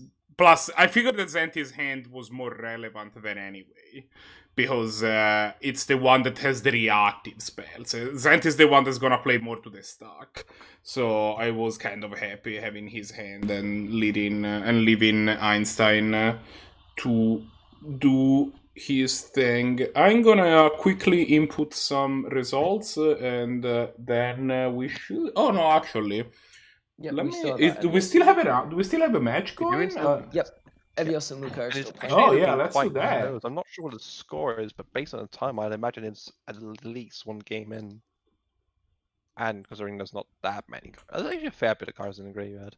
I could imagine this is a game 2 even, depending on how quick the first couple of games were, but it's probably I'm asking. Game or third game. I just want to say, I want to defend my honor and say I hate MTGO. with my like Doesn't- 6 points of damage I missed through that game. I mean, who hasn't missed like lethal? Like I've jumped. I was gonna get really mad because last last week I lost to Einstein because I skipped through my attack and I lost the match 1-2. And so I was just like, if that happened again, I was just gonna be really sad with myself and be like, why?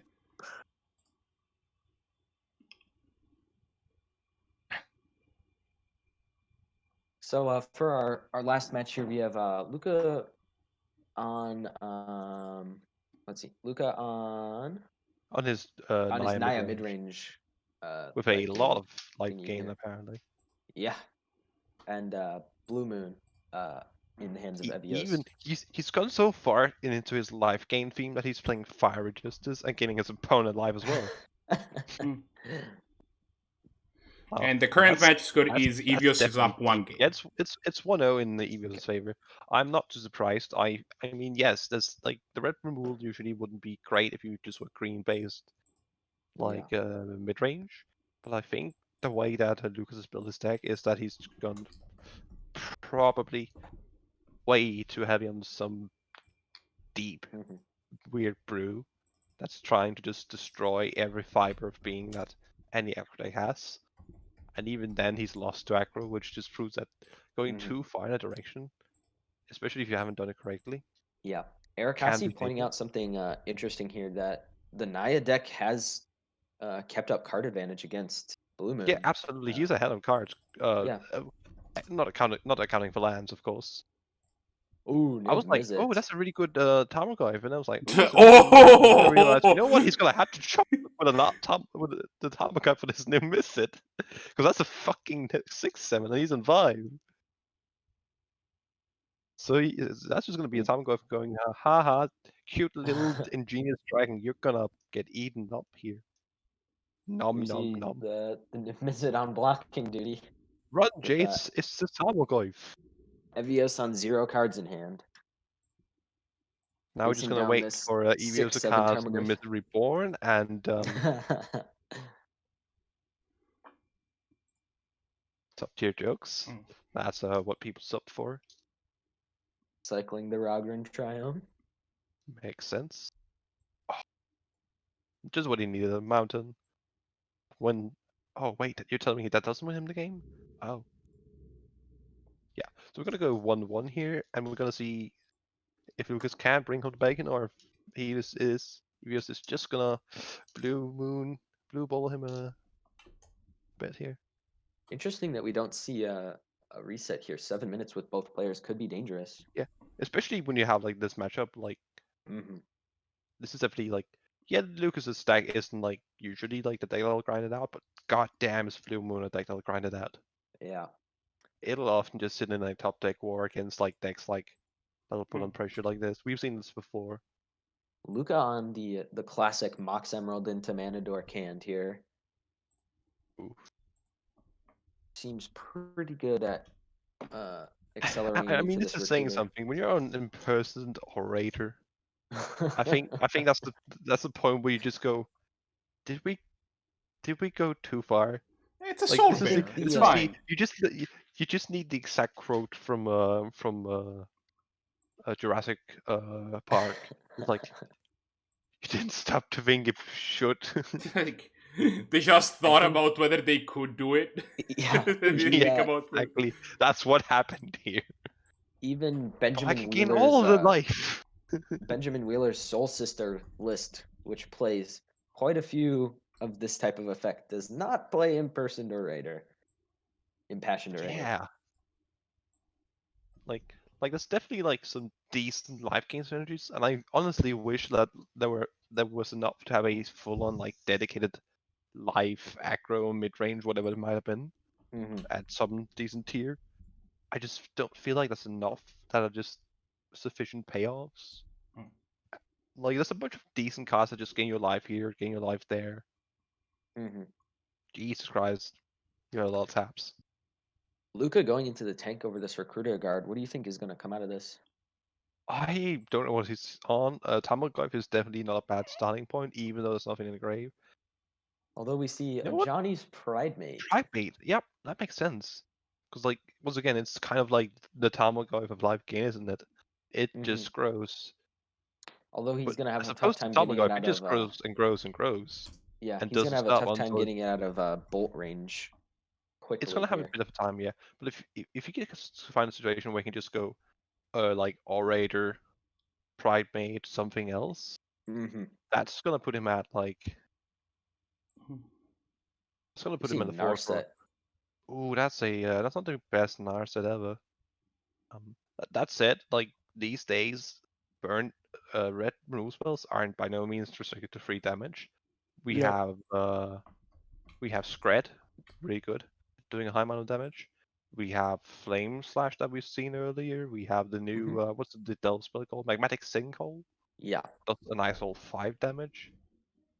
What is the Lava Coil? I believe these play in 4 damage. Yeah. I'm not sure if that's display in Blue Moon.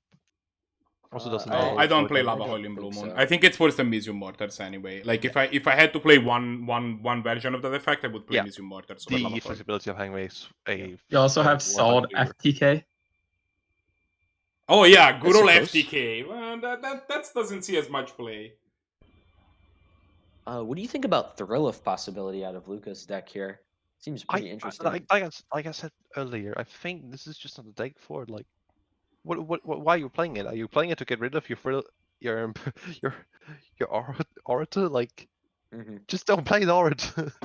I think this was definitely a misstep on Lucas' part for not killing or putting this Narset down to 1.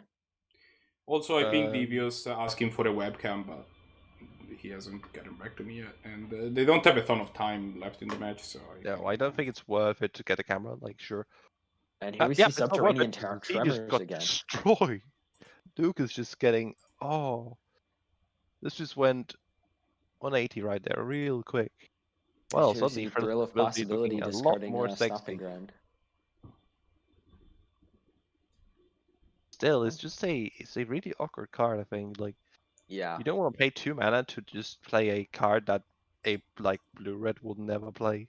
And I think the only place that has a home for like maybe, and I don't even think that's a great home for it, is like Madness, something like that. Or if you have, I think without a graveyard synergy, it's just not the best because it nets you even on cards.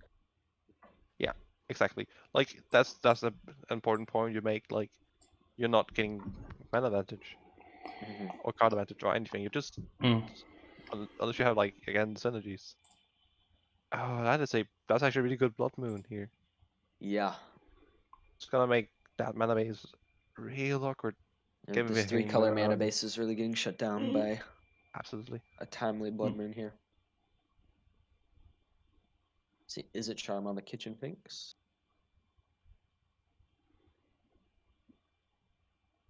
Just gonna try and save some damage here. Which makes sense when you're this far ahead. Like.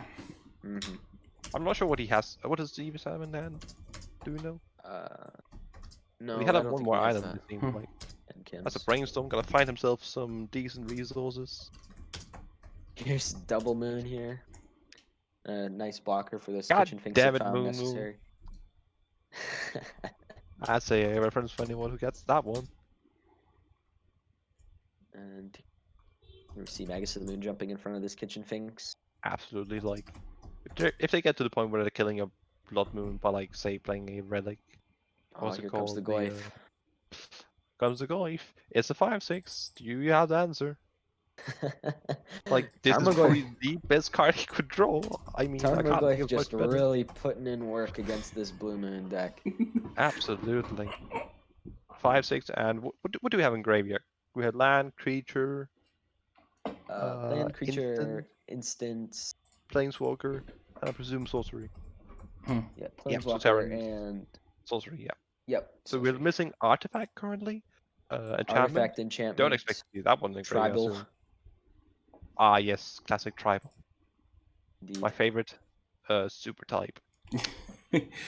We have promoted the chest hair, the Cheville Bane Monster chest hair to an emote. So if people want to subscribe now, they Now they get to use this thing. You have one emote and that's what you use it for. Look, we can change it later. It's better than not using it. I'm just saying, you have peculiar taste in chest hair. It had become a amongst meme. other things. You see War Leader Little Helix War getting Leader's mana Helix leaked. when your opponent. He does have a white, so that's going to help him cast some of his spells. Tarmogoyf being able to come out and afterwards. But Rakdos, Rakdos instead. if this resolves, this could potentially that's be pretty definitely- good for him yeah. here. I'm not sure what Evil's has in hand, but like this is a card to deal with. Yeah, even if you Sinkhole, bounce that's it, going to remove 2 attack. Nobody he did just full cast it and just leave a bunch of card in graveyard in case he needs to. I don't know, recast. he only has 2 cards or 3 cards left in his 2 cards Yeah, now he's left not in playing his any hand. blockers. There's going to be a Tarmogoyf coming down. Yeah. And which here's he's the gonna need force hand for as the well. finale. That said, and it's going to sound ridiculous, but if he just stay on long enough, I think it's going to be down to the time for him to win. Like he's not going to kill Lucas in time, unless he like slams a platinum. Yeah, into him. definitely not. But Lucas could definitely kill Evios in time. Oh, absolutely. And he here we're just does seeing him nothing. presenting lethal. Young Parmas is definitely going to help stall out here, but you're gonna need to have something, buddy, that isn't just passing. Yeah, he's going to be down to 2, and Show this us finale the could counters. potentially Show get us the something rule. that can kill this Show Young us the counters. Pyromancer. Are we just gonna see a jump block here? It's looking like it. Yep, hopping I for the think he's Tarmogoyf down to I think he's 2. just running on empty gas here, or empty canister. Gilligoo is not that interesting though. I guess it does allow a finale next turn if that's wanted. Well, he already had the Should double green somehow for finish it finale. It's actually interesting that he didn't It is cast indeed it. going to be the finale. It seems like as Lucas is going to take this match. And there's the match. Luca gets Just it for with the just Naya how mid-range. powerful just playing green threats can be.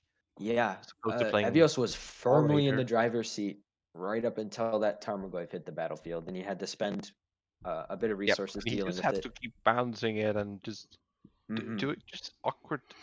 Ads. Like even like just shooting the kitchen things for 2 was just like Yeah, that's suboptimal still, right? Like because you're not getting ahead on board. You're not preventing the board position. Yeah, You're just getting to play more and more sticky threats, and you're not countering them. You're not dealing with them. he had You're not getting ahead on board by any means. he had to deal with a few too many 2-for-1s.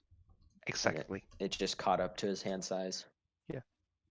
And there was like no real way for him to like just come back. There was no recall drawn. There was no snapcasters. The only thing we saw was like Nasa to get to kind of draw him back, and the Confluence. Yep. And even then, the Confluence had to use one of his most just to just send back the Tarmogoyf because it was putting on too much pressure.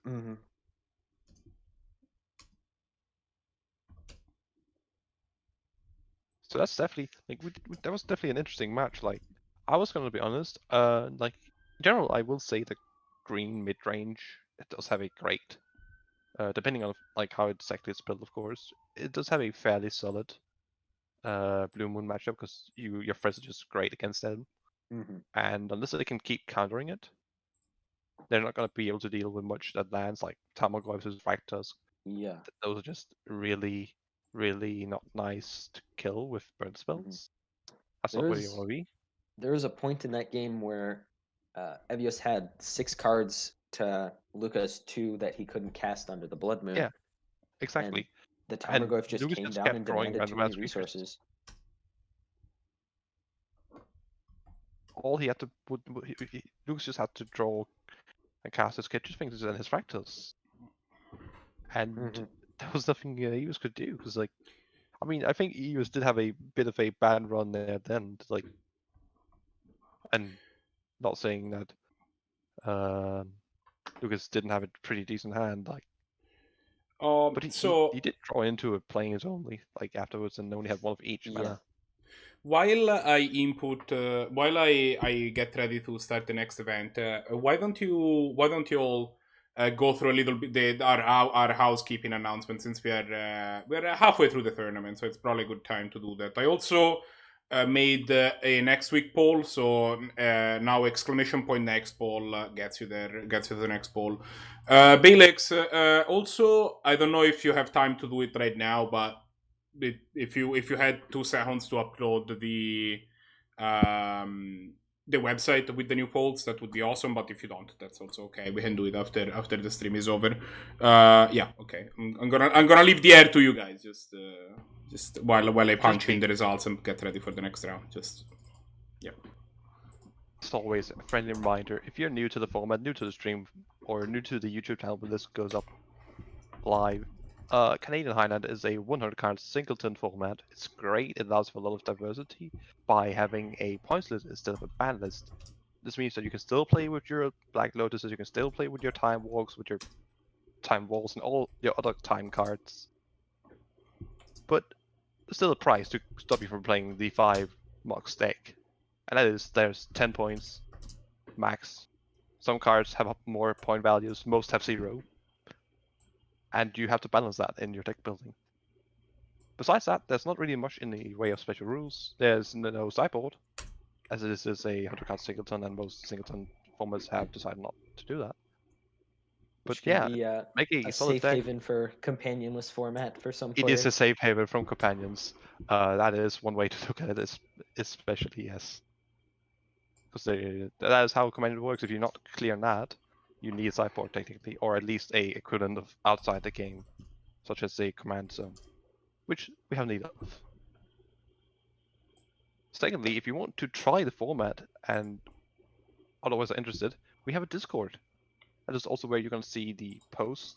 That is where we hold these tournaments, these weekly tournaments. We host one on basically every Sunday and Saturday. Is the center point. People just are almost always available to play games. Like just about any time of clock, you can probably find one within 10 minutes time at most, and that's not a bad time. And like people are just great at like answering, chatting, hanging out, just answering questions. It's a fairly lively community, and honestly, just a great time. So if you're interested and think this might be something for you, the Discord for the Canadian Highlander is linked. I'm just gonna link it again, and it should be there in the YouTube comments as well. If you're on YouTube, you can just join us, and we'll be more than happy to welcome you and help you along with your powerful magical journey. All right, we got the website updated, so that should display everything everyone needs to know. And, yeah, sorry, go ahead. Next week we do have the Saturday event going on, as well as the Sunday event. If you're interested in playing some more tournament Magic, these happen every weekend and can qualify you for the season finals, which are prized. For those interested, the top 4 players from each respective day will qualify for the season finals and play out in a top 8 fashion. And if you're interested, all you got to do, play in the tournaments, do well, get points, get qualified, and just have fun playing some tournament Magic. Yeah, like even if you're not, we're already 4 weeks into now both, so even if you're like, oh god, I'm not gonna catch up to the points, I'm gonna be behind, doesn't matter. It's a tournament. Come have some fun. It's free. It's just a great way to say, you know what, I haven't been playing much. I haven't been getting myself to find some people to play with. Let's set some time off, play some awesome Magic, and jam with some people. Like most people, like especially here on Sundays, we usually meet up with other people and just talk for the games, just have some fun. And yes, speaking, to say it is indeed free real estate. And speaking of pricing, actually, I do want to give you a short reminder that, you know, if you ever thought to yourself, hey, I am $5 too rich right now, you could fix that by giving us a subscription. Or if you're thinking, I think Jeff Bezos is $5 too rich right now, well, then you should definitely give your free Prime subscription right now. And if you want to give it to us, that's definitely appreciated. It helps us. Keeps the film rolling. It helps us keeps the boat floating. And it also And helps it's us what it doing does with things the like rest of the giving world. prizes at the end of the season and making sure that people are making sure that it helps us do more things with the stream. So yeah, if you want to consider doing that, that's definitely appreciated. And if you don't, the tournament will definitely stay free. We do not have we do not have any plans right now to make the tournament stop being free. You will still be able to enter the event. This is not a subscription model, but if you wanted to subscribe to the stream, I wouldn't hate it. With that said, I posted our round 3, so let's see. Sadly, Zannty, we cannot help you with a lack of That wasn't in fact round 3. That is That going was to be round 2. quite difficult. That said, trust me, as someone who's built mono red on a budget, and I can confirm that Necropotence has also herself built a fairly decent budget, less than 30 ticks. Like I believe with like that might be 25 ticks, which is like $25. Exactly, yes. Zannty stakes also under 40 ticks. You can build some, probably not like creme de la crop decks or like the most highly tuned and playing every single fetch and dual land ever decks, but you can make some decent decks with just either monocolored or two-colored and some of the non-fetch based mana bases. And there are Yeah, also and like there's a lot of cross deck stables. I did mention fetches, that's a classic, but things like Ponder, something you play in probably every blue deck, Lightning Bolt. If you're playing red, probably playing Lightning Bolt, etc., etc. It's a lot of cards that just go again. There are also several rental services if you'd like to really adapt to the meta. You can get, if you don't want to invest in cards on Magic Online, you can pay a small fee to get however many ticks worth of cards you need for every tournament. I find that works pretty well as well. So we are going to be watching Brahms again. However, he's going to be against Arakasi. Do you have what deck Arakasi is on? Yeah, Arakasi is on Specter Tempo this week. Oh, he's back on his blue-black Specter Tempo, is he? Indeed. This is the deck that he won, I believe, season 4 with as well. Here we see some notable additions from the latest set in Heartless Act, which is one of the premier removal spells coming out of Ikoria. Yeah, absolutely, a very solid answer. Another strong addition to Black's 2-mana Doomblade-like effects. And another addition from Theros and Cling to Dust, which is a pretty sweet way to gain life, or if you need to gain card advantage, or not gain card advantage, but it's card kind of like a weird Delve spell that you can just recast from the graveyard. Yeah. Just gain value over time. If your opponent's trying to do any graveyard shenanigans, you can shut that down pretty quickly. Yeah. Oh, this format has no amount of graveyard shenanigans. Like none of them. It's not like we play Reanimator and have Threshold or play Tarmogoyfs and Snapcasters or Delve spells or. It's not like any of us have nightmares of werebears. Some people have nightmare of werebears. Oh god, he has the right to bear arms. Oh no. So we're gonna see an interesting hand here from Brahms. It's gonna be a Mox Strip Mine Port hand. Like, yeah, this because he's just not gonna have a fun time here.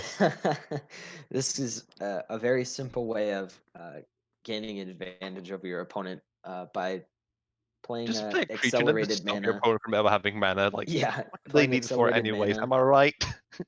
Accelerated mana into denying your opponent mana into a relevant 2/1. Seems pretty nice. Honestly, depending on like yeah, exactly. Depending on, I'm not sure who is going first of the two. I think since Brahms seems to have already kept based on his time. I'm presuming he goes first. I can just check in the game real quickly. Yeah, this oddly is better for Arakasi to be on the draw here. Yeah, because like if he has nothing to do in turn 1, then just playing a land, getting a strip mined if it's not fish, it's gonna be horrible. Especially if that's gonna come a 2-1 down, and then they follow up with a Richard import. That's just gonna be brutal. Although Arakasi is also on Stifle, so he could potentially stifle the strip mine, which would be pretty nice. That would indeed be a nice turnaround. You're not gonna come a land, you're gonna come a Stifle instead.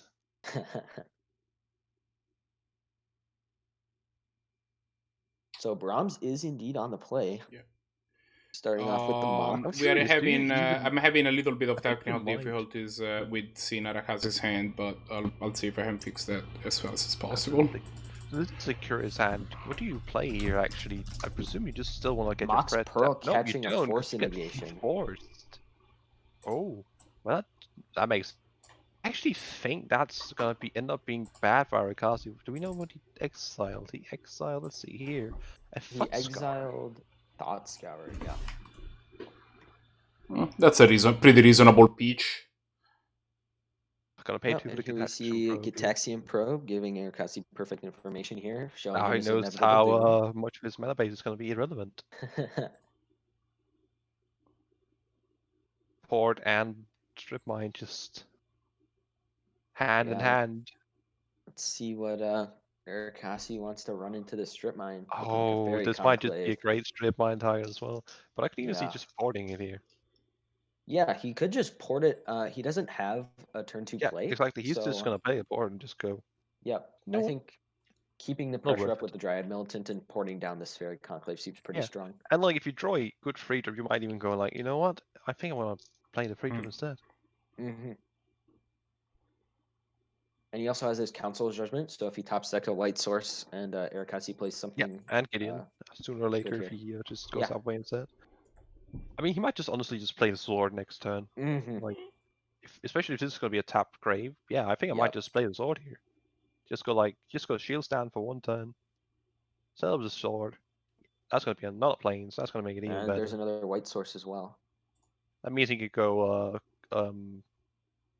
just strip mine next turn. Oh no, he's just gonna play it safe. Elect to strip mine and port again, which is fine because he I think does especially now seeing the extra here. land is gonna make it a lot better to just go strip here and just go like just take another time walk basically. Yeah, this 2/1 is really gonna put a dent in Arakasi's life total over the course of these turns that he keeps denying him it's mana. definitely just a 2/1. There's a reason why this is one of the few 2/1s that sees play in different texts. Because that extra ability of if an instant or sorcery card would be put into a graveyard from anywhere, exile it, highly relevant. Like look at the detection probe, just gone. Want to cast a dull spell? Too bad. Indeed. Now here's a choice here. Do you want to play around the mana here and just play like for example like Gideon, like you mentioned, or do you want to just slam swords? Go, better have it. You were gonna see him play Gideon. Yep, I would have probably gone with a Gideon as well. Just want a second threat down. Just put on pressure, much more than what fog on the Fairy Conclave. Makes sense. And here comes Cling to Dust to get rid of the strip. Just needs to draw them cards. He's seemingly not got a lot of answers, and that makes sense. Blue-black really isn't that great at just dealing with like an aggressive resource-denying start like this. Like blue doesn't answer aggro that well, and black can answer aggro quite well if you build your deck for it. But I don't think he has. I don't think Arakasi is like he's not playing specters and such like names like. Yeah, I think he's a little bit starved for mana here because he's playing these tap lands here like a Drowned Catacomb. Does not seem like the best thing on this board. I don't think you care to use the Field of Ruin right now, but it's definitely nice to have available if you need to kill the Fairy Conclave at any point. And it actually opens him up to 3 mana. Yeah, and now you have 6 damage now, 6 damage on board, assuming like no remove spells here. So I think just like going port, next turn. Yep. Might Ooh, not be bad. we're gonna No, see he's just big gonna cast a Gideon. Gideon, just force like a answer here if there's one. Yep. And here comes Which, the daze. yeah, I was gonna say that's presumably an answer. Hardcast daze. Oh no, that is not where you want to be casting a daze. I mean, No, still, like it's indeed. definitely just the answer, and it's basically just as good as a malady in this situation. Yeah. But But that explains why we didn't see that before. he does He's not need had any islands. another answer here. He is just dead on board. Absolutely. And it might just end up being like either jump block or just at least a trade, Mhm. depending on like how he attacks you.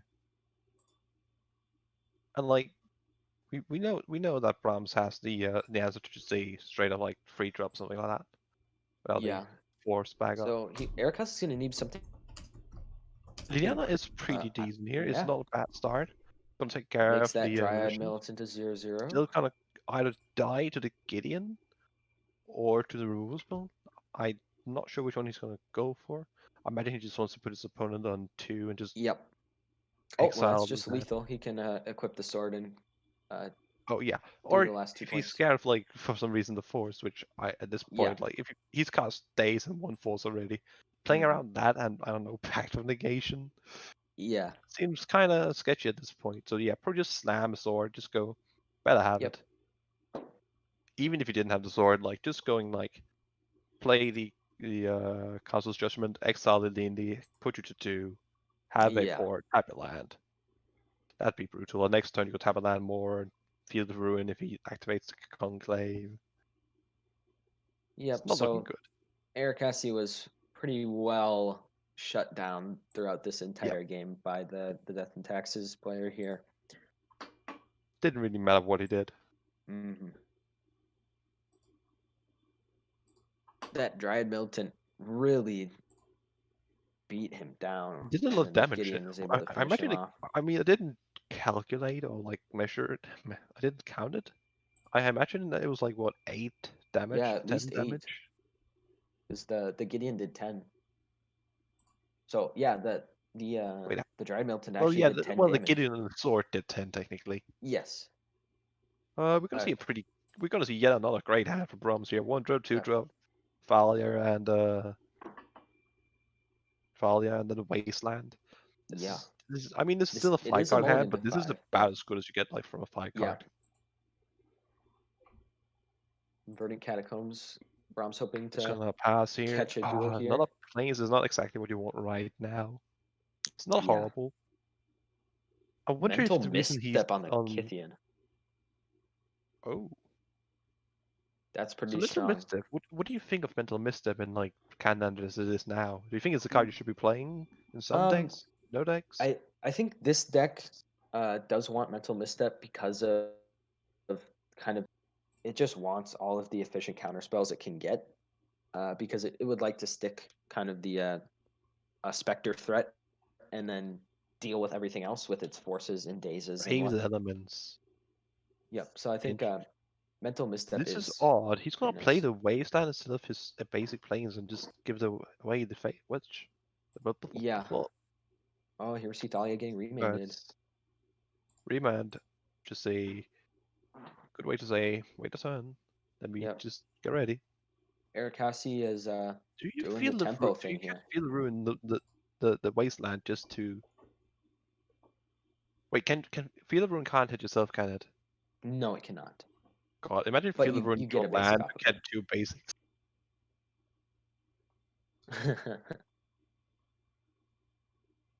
I mean, that wouldn't work, right? Because the Field of Ruin isn't there when the ability resolves anyway, so it would be countered and you would get 0 basics. Well, I mean, if you could target your own self, you could, or your own stuff, you could theoretically hit your own non-basic. Yeah, you would need to target some other non-basic too. Yes. Yeah, I didn't mean like target itself. Like Jesus Christ, that'd be stupid. It was interesting that he ran out the Wasteland here, and now we might see a big Thalia. Yeah, like this is interesting. Like I'm not sure which Thalia I want most to play, and I think I might just honestly just play the big Thalia here. Looking to Wasteland here. With the Wasteland here, just play the This does shut him off of every color of mana right now. That is definitely notable. Just yeah, like look, that comes into play. Tap now, like there's definitely a high price in the choice to not field the waste there. Mhm. Now that should be said that he can't, by wasting himself, Yes. he can't actually do anything. And we could pretty easily see a Liana just trade for the bodyguard here. Yeah, maybe. Also, wouldn't be reasonable to see a +1 depending on what exactly Arakasi has. Hmm. He notably can't actually feel of ruin anything of Brahms right now. Yeah. It's just so he can't even get like a basic island to swarm that way. Hmm. We might see something like a Specter, for example, out of Arakasi, and in that case, I think I would want to get rid of this Dauntless Bodyguard here. Absolutely, yeah. Just be the one who's like got the pressure. Now he doesn't know it, but like he doesn't really care for the cards in hand right now. Like yeah, the Fire can definitely raise him like later on, but it's gonna need a land. Braid Elements just does not really do much against. Yeah, it's pretty tough against this Liliana here. Yeah. Like Braid Elements is a great card and still like protection from what for one of your creatures. Like that's fine. But you really often like the thing that makes Brave great is the fact that it gives all of your creatures protection. So like when your opponent has like 4 mana dogs that just want to jump, you just go haha protection for green, swing in. Yeah.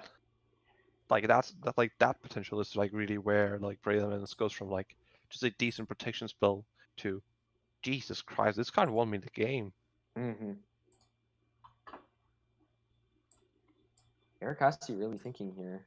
He is gonna end up. No, I contacted trading this Arakasi to set up to. I couldn't. There are some problem with Discord right now, so we are reverting back to Hangouts. So that's probably what he was doing. He was quickly setting that up. That's why he was pausing there. Just for reference, Red Mage, I do believe Brahms has won one game for reference. Yeah. I was in the tank trying to get. That's not what you want to see when your opponent's just doing nothing really. Yeah, so Arakasi doesn't really have anything to do here. We're gonna see Seemingly. a flash red here maybe. Like cycling. Trying to figure out this sunken ruins here. Oh, blue 1. Click. Instead. Perhaps. Also, Breaking one of Borrower? the free 1 blue flyers with flash. You know, Yeah. the ones that are like infinite of these days. Ooh, dig No, through it's time. dig through time. That's actually really great. Interesting.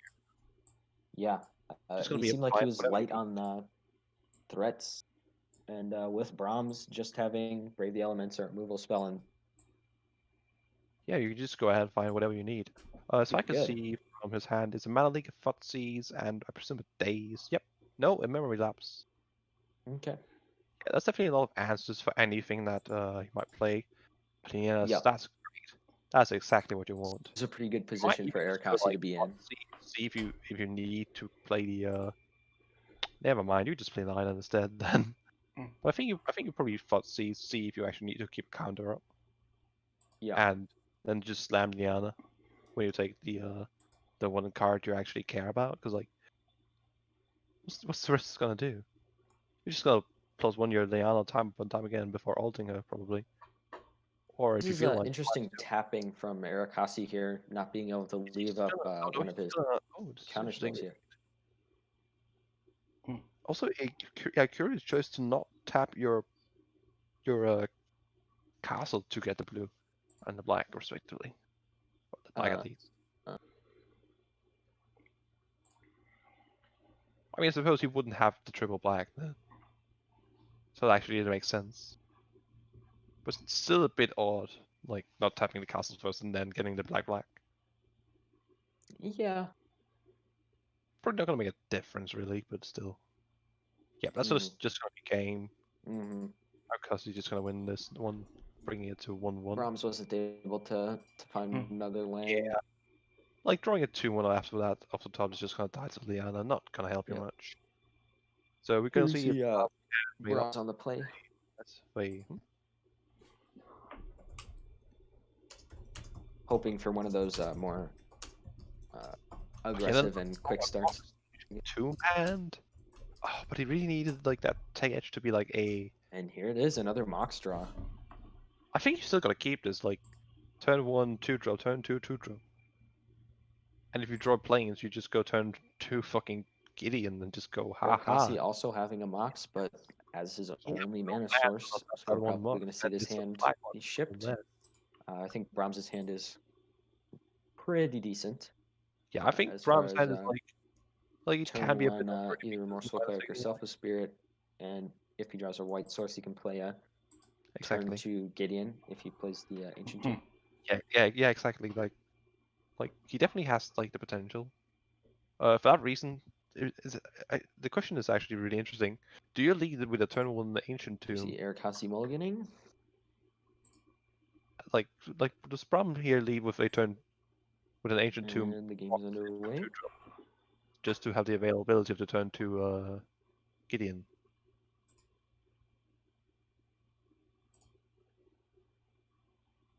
I'm starting off with Mox Pro Plus Tech Edge into Yeah. Selfless Spirit.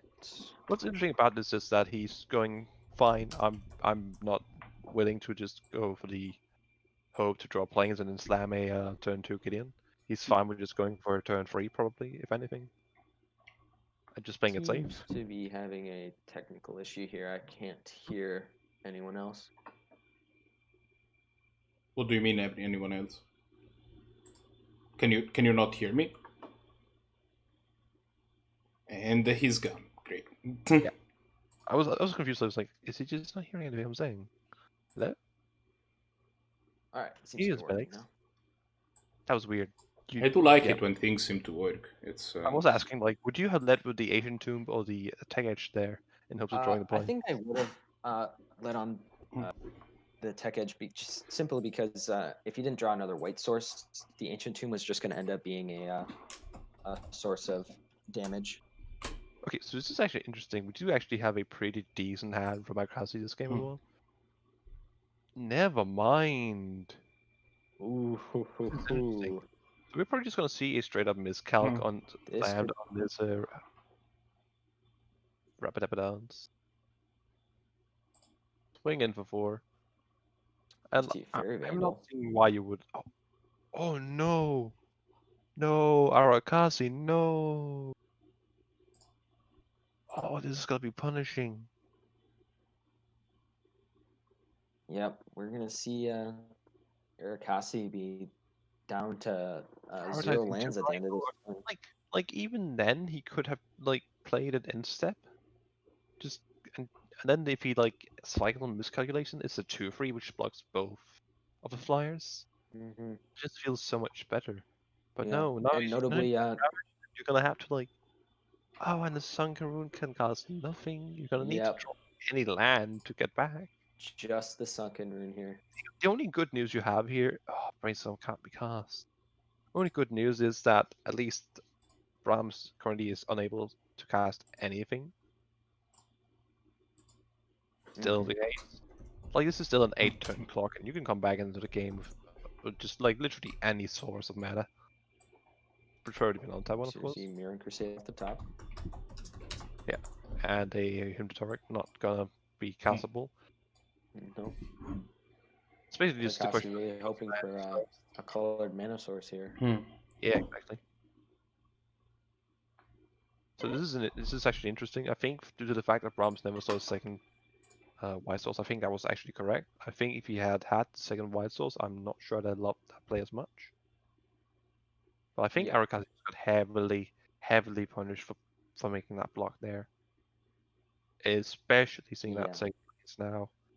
And it's gonna be and I imagine we're gonna see the spirit here actually. Oh, and here comes the second mana source for Brahms. This is good. Spirit just coming down, gonna make any like cantrips just really bad. Make it hard to come back. Third mana source. Now you can get down the Crusader, put on lethal. Mm-hmm. Especially with the pro black having protection for most of Arakasi's interaction here. That is weird. Why would you not attack with Spirit here? I don't quite You're afraid know.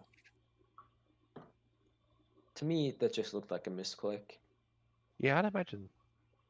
Here we see Arakasi finding Still- the colored I mean, mana source. you're still threatening lethal, and you still have lethal, and win the game this turn. Mm-hmm. That's Looks like everything. Yep, activate Yep. immutable. Right click, And select everything. Get the that'll be it. Just punish that real hard for playing the Vandal and not holding up the counter there. Yep.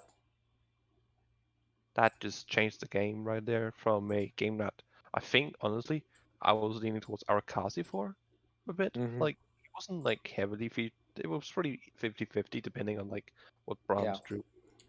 Brahms really was able to shut down Arakasi's deck as a whole in the Yeah, absolutely.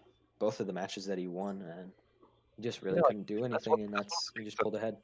Texas does. It just mana denies you by destroying Mhm. lands, tapping lands, making you pay extra to cast your non-creature spells, then making lands come into play tap, your creatures come into play tap. Like just keep like denying the small things, like here and there and there.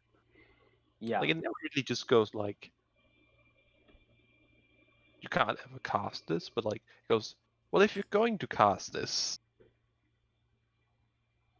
you're gonna have to pay 2 mana, put into play tapped, and cry punch. So let's see, what games do we have left here? I think we had the Lucas and Necropotence game. We have the Blahguy and Wolfgang. What do you say we check out Blahguy and Wolfgang? I think that was a 6-3 and a 3-3 game, respectively. No, Yeah, sounds good. they. Oh, they're done.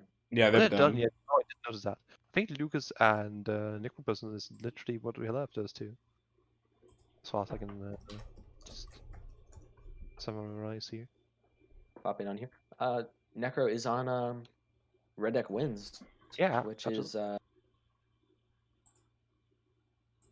Which if you know her, you know that that's something that took a while to change. Like definitely not the person who I'd expect to ever pick up mono red, really. But changed the ways, I see. And is now realizing that if you want to win tournaments with not that much money, that's probably one of the best ways to go, to be completely honest. yeah. I think that tactics might also be pretty decent on a budget. Like there's a couple of cards you probably have to red deck without recall. Red how about red deck that actually wins?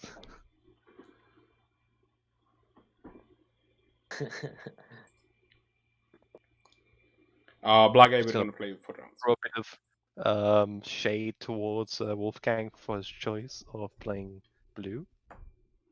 No, are you kidding? I love Rodan. Sometimes you just need to pull out something a little flashier.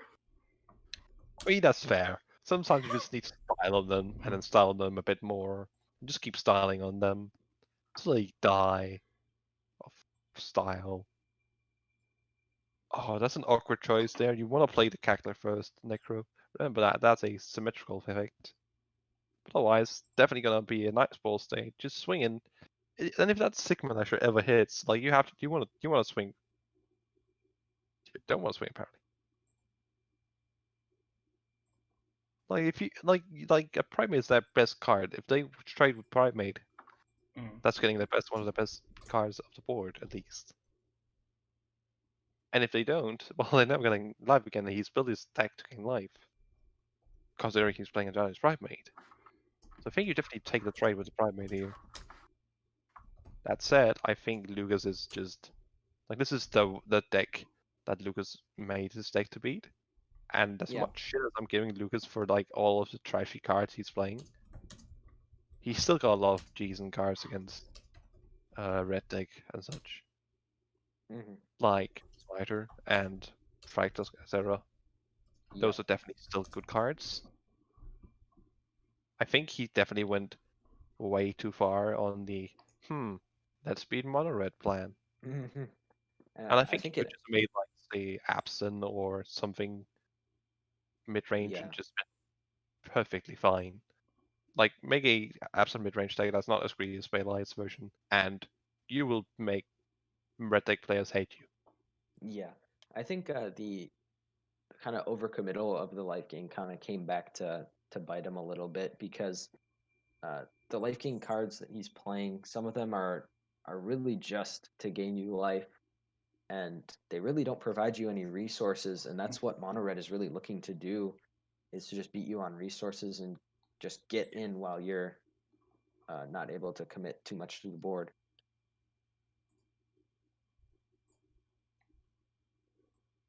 You know, I must say that outside of that little hiccup with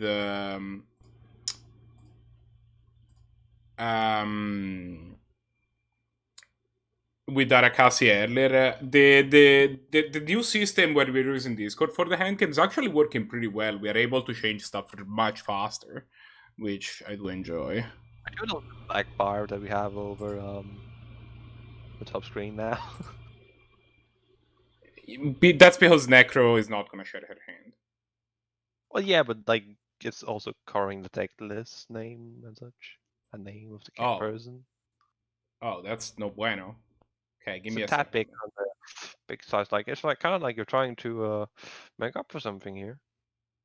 Yeah, Red Mage, one of your coverage account things is muted. But yeah, like I'm not sure. Like I'm not sure if even Jeskai is still on like Audios Helix anymore. It might be, which is might be correct. I'm not sure. I'm not like too experienced with that deck, but I feel like Audios Helix is just not the kind of card you want to be running in your green mid-range deck. Don't really feel like you need to pay 4 mana to answer a thing just to gain life. Yeah. Like, just play your Scavenging Oozes and your Rakdos and your those kind of cards. And you'll find that you don't actually need infinite life gain. And in fact, especially if your opponent has like Thrashing Brontodon, infinite life gain can come back to bite you in the ass. I think the War Leader's Helix is a little deep. Even though it is a removal spell, it's just a little bit too much mana. Still the worst card he's on, I'm gonna be honest here. But it's up there. Like it's like it's a card that in the right deck can find a home. Like in specifically, I think Jeskai is the best place probably for it. But still, like, yeah, better answers we can play that just don't have to pay 4 mana for. I think this kind of more just play dumb green dudes and white dudes and whatever, and just beat some face. Yeah, the more aggressive strategies really want to shy away from these more expensive removal spells. And I honestly think it's a mistake to think that you think you need to beat aggressive red decks. You need life gain. No, like you just play green mid range and just go, haha, I have free freeze. What are you gonna do? Yeah, and we saw in the game that Brahms really thrashed Mono Red. He didn't gain any life in that game. Yeah. Like he got his core firewall killed, but that didn't matter. He had a sword. Sword destroyed him. Like, yeah, you can argue that's just him drawing one of his few cards, but even outside of like the few good cards, I still think as a Mono Red player, I don't love the Death and Taxes matchup because they just have so many cards that have first strike or that are just like pretty decently sized, or double strike as well. We saw a lot of double strike cards as well. You see a Green Sun Zenith for 3. Which Necro will respond with a Searing Blood on the Smiter. I can imagine like Kitchen Things is what he's gonna grab here. Yeah, that would be based on trends. Historically pretty good against the red decks. Yeah. That is an example of a life gain card that is very good against mono red. Yeah, because it does something else than just being life gain, like you said. It's really a presence on the board that needs to be answered, or if you don't want your creatures to die. The perfect example of why just cards that mostly just gain your life is horrible. Is like, what was it called? Angels, like 2 white for sorcery that gains you like 7 life. That's the fact that that's just way better versions of it now. Yeah. Like, you can have infinite life, but if you don't like, okay, maybe not infinite life pretty good. But like, it's not gonna matter if you have like 100 life if your opponent's just gonna hit you for 10 each turn. Like, that's 10 turns if you don't do anything on board. You ever see the Knight of Autumn probably gonna pop this Smuggler's Copter here. I honestly I guess, yeah, actually, never mind. Copped out of the way, pretty good. I retract my statement. I think Smuggler's Copter really was a problem for Luca here. Absolutely. I was like, nah, you do. Just, I mean, the 2 life gain over the assist, like, But yeah, There he's is an right. argument that Smuggler's Copter should have been the target for the War Leader's Helix earlier. Good point. And the Green Suns was a good way to get around the pyrostatic pillar here.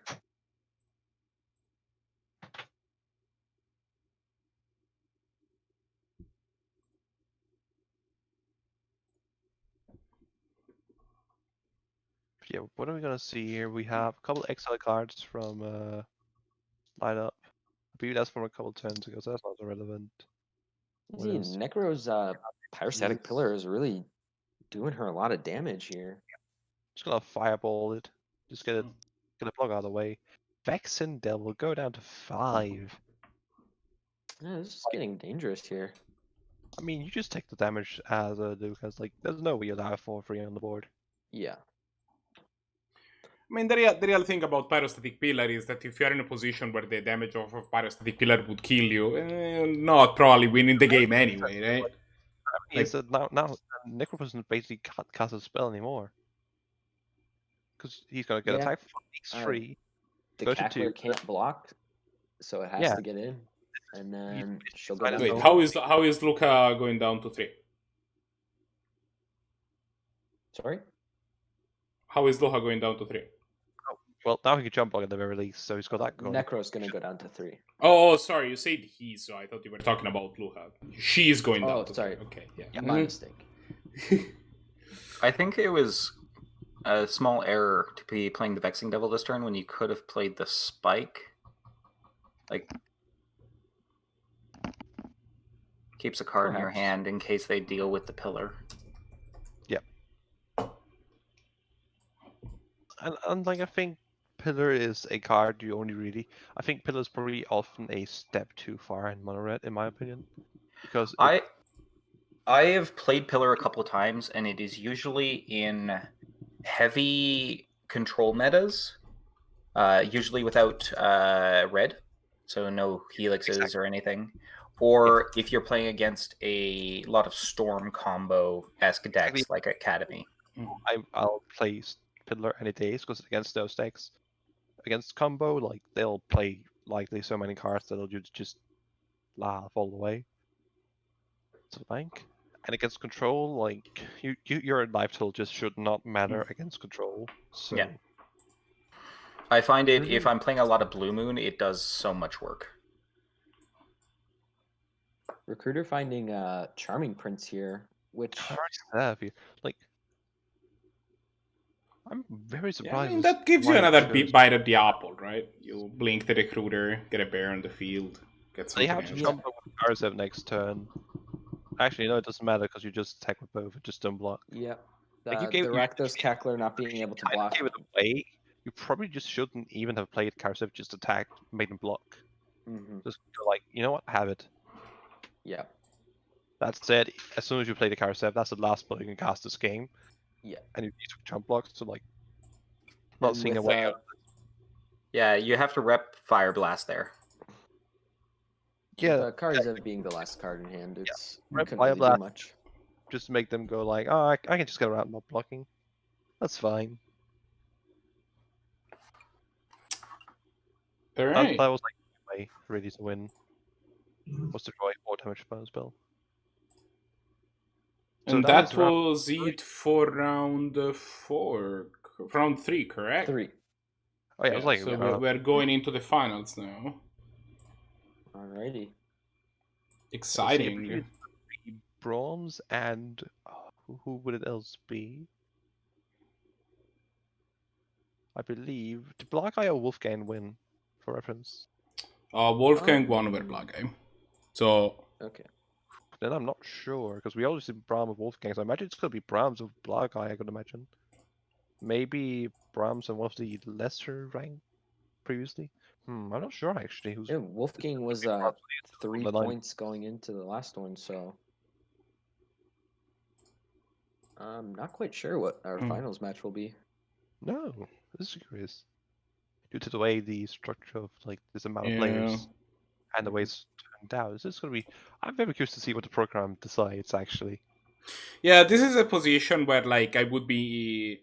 It's one of the downsides of running 4 rounds. Where Absolutely. yeah. I don't have the result for the MagikMike versus ElectricTuba match.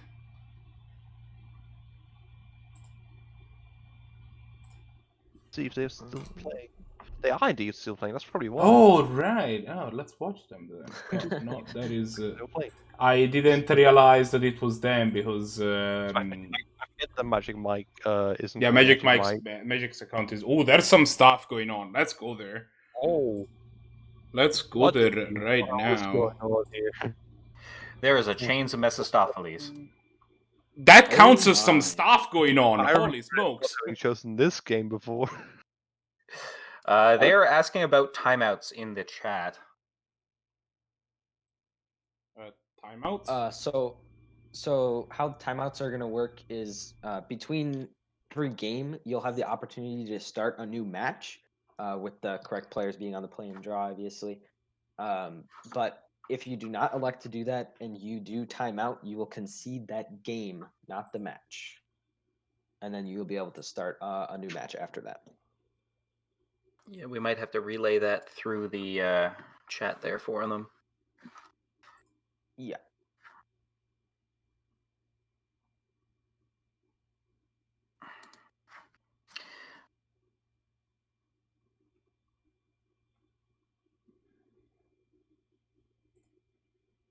ElectricTuba. I think it's the first time I've seen Chains of Mephistopheles play, and also the first time I've actually seen Ubermask play as well. God, check that space on your bingo square. Whew.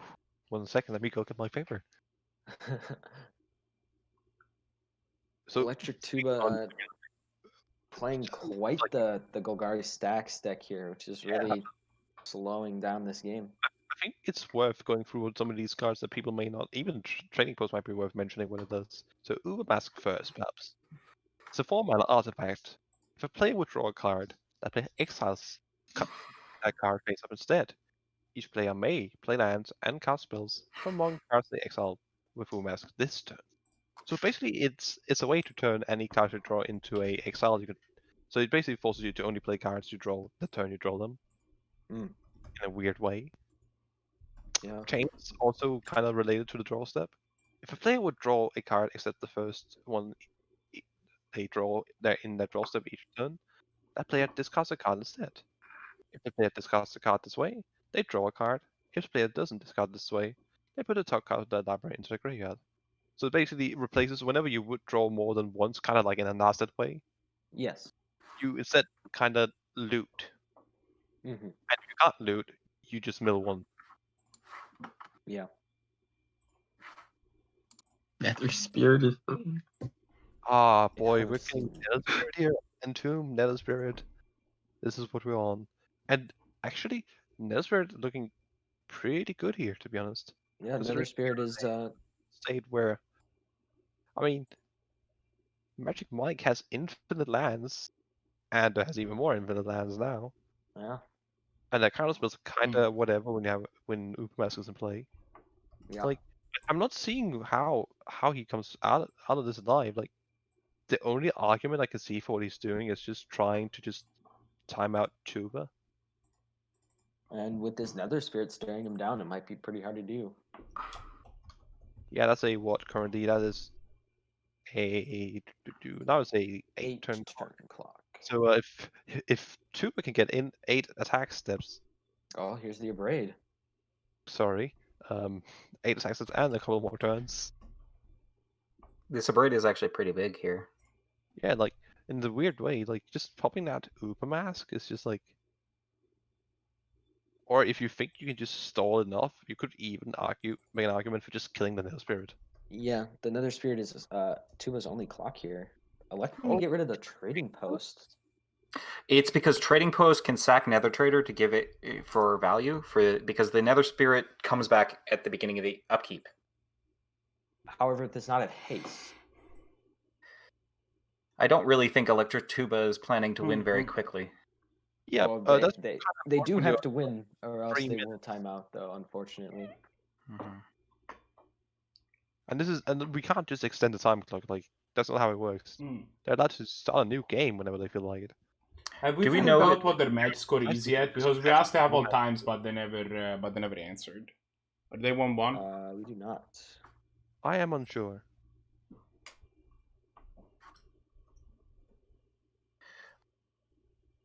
And like, it's not like Trading Post really does any damage either. So like you didn't even remove damage from the board. I'm not seeing what you get out of doing this, like, at all.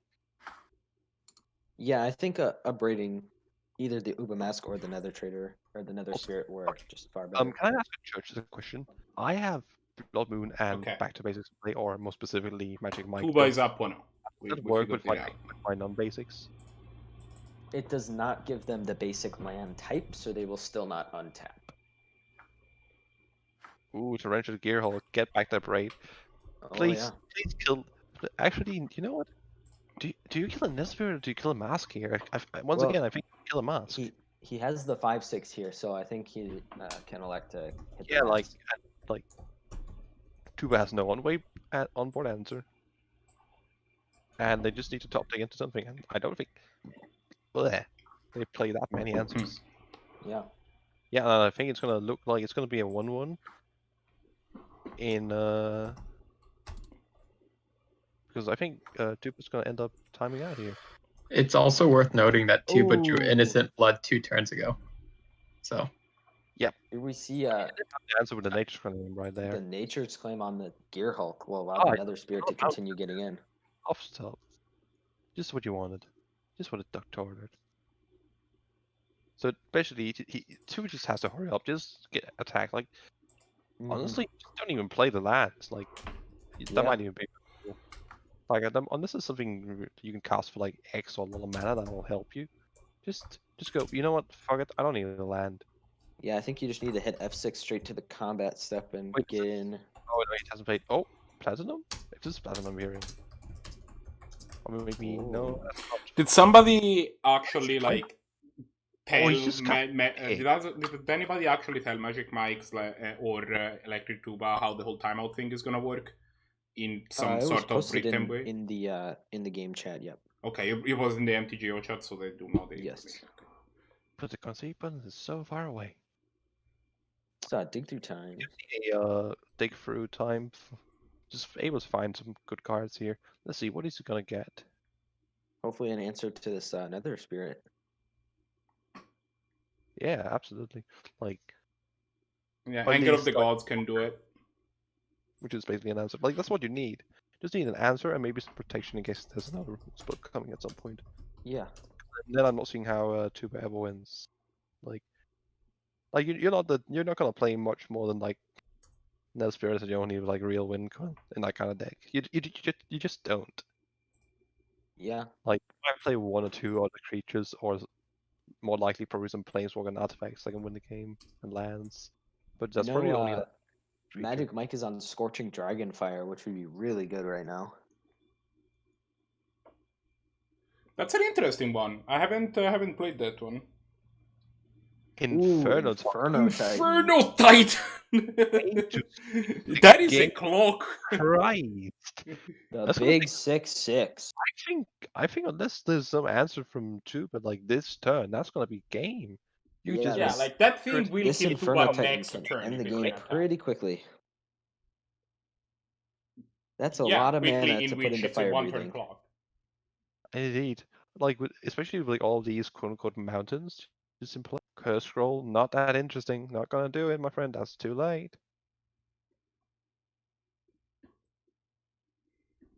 And that's the thing about these stacks. Like even if you get like in that position against like the right deck, you're still gonna be like hoping they just don't find out one of their answers while you just do nothing. Mm-hmm. Like stack decks just rely so much on just nothing happening. Yeah. And I think we're gonna see decks can't do something unless you have like a hard luck. Yeah, I think we're gonna see a 13/6 Inferno Titan next turn, which is pretty scary. It's a sizable boy, yeah. No, I'm sorry, that's a 14 damage actually. That is lethal. We have a total of 8 mountains in play. Why would you play the Pyromancer? That's I think that just misses lethal this turn. Oh, you can just why like would you even play? mute. Especially, why would you do that with? Subterranean tremors. That is gonna destroy a lot of artifacts. Like, unless you're afraid of a Doomblade coming out of this deck, which I'd be highly surprised if they're not. And they don't have the black mana for it. Yeah, I think it was really just much they have safer. Never mind. And I mean, he had perfect information to have lethal and then just missed it. yeah. Oh yeah, Especially you're right. You used the cursed. Yeah, you just literally missed lethal there. Like you Yeah, could have. because you deal 2 to the Nether Spirit, 1 to his face, and then you pump it 7 times with your remaining mana, and then you attack him for 13. He's dead. Oh, you had even, you had 8 even mana. just tapping one of those islands to cast the young Pyromancer, he still would have had lethal. Yep. Yeah, exactly. Yep. I mean, it doesn't really end up mattering unless, like, I don't know, Tuba just draws into like an answer. That is dog. An well, maybe not. No, it isn't. Oh, it is. Oh, wow. Oh, the Arkham's Astrolabe. Oh, and the Mount of Ronan just being snow. Wow. Exactly 6. Because of that. Oh, that's gonna be embarrassing. Oh no. Oh god. So the good news for MagikMike is that there aren't gonna be a whole lot of artifacts on the other side of the table. And he's looking like he's gonna get a large lizard. That is a big lizard. But you know what? You know what chimps fucks real well? No, Spirit. I don't think it chump blocks this timer very well. No, it sure doesn't chump block the timer. Like no, but also there's a you can get it out of the way with this cryptic command, right? Oh, does he have a cryptic in hand? Do we have a hand cam now? Yeah, we have a hand cam for MagikMike. ElectricTuba has a like a not make hand, it we have hand cams for Mike. I honestly wouldn't even play the cryptic here. I just keep it. Just use the time as your wind gun. Please note that this is turn 33. Or the Kraken Drake. You know, as you do. Here comes the cryptic command for the game. There's time in the round stage. There's time in the round. Wait, are you just gonna? No, just play the Kraken Drake. Just cycle. You have so fucking much mana. Why? You can just attack. It's fine. I mean, yeah. Okay, now we will be going to game 3, but because of Wait, are you sure? Oh yeah, Tuba did win the first. Yeah, Tuba was up a game, so we will be going to game 3, but I'll be starting presumably. I am not sure if I'm hyped for this or if I'm just in pain. Especially if this looks Tuba awesome. I can't wait to watch Tuba game gets 3. Are you access kidding to me? another 25 minutes. Oh no. I think we might be sitting here for a little while. I'm gonna get some dessert then. I mean, so am I, but also actually I'm pretty hyped.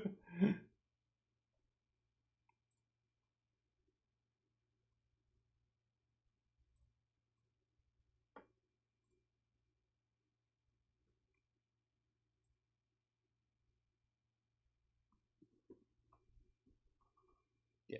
No Bazaar of Baghdad for you. Here's a Wasteland. Which I think it's Bazaar of Baghdad is probably the second or third best landed vintage. Well, I wouldn't call it the second or third best in this in this format. Nice slab. Shut up. I'm just looking at Bagobite's hand, and I'm a little unsure about it. Or MagikMike, sorry. Yeah. The Blood Moon's good. The Blood Moon's good, and so is the Titan's a nice clock when he gets there. Yeah, but I don't know that these Flame Slash does anything. I don't know that this Hour of Devastation does anything, so... Well, he got the red mana, so we're going to see something happen next turn. And Arakasi is making the point that ElectricTuba is running a bit of a nombo in which both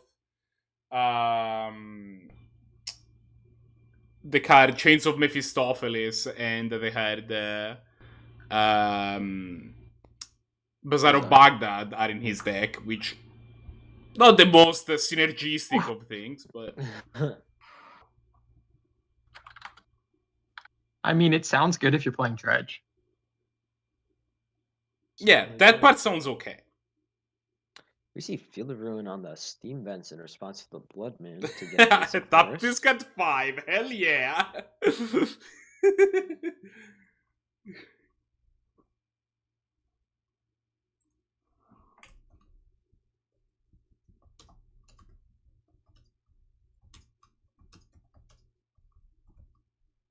Here we see Blood Moon doing Blood Moon things. Only shutting down this Bayou, however. Yeah, Tuba had the capability of fetching, of doing a bunch of fetching to find lands that. Yeah.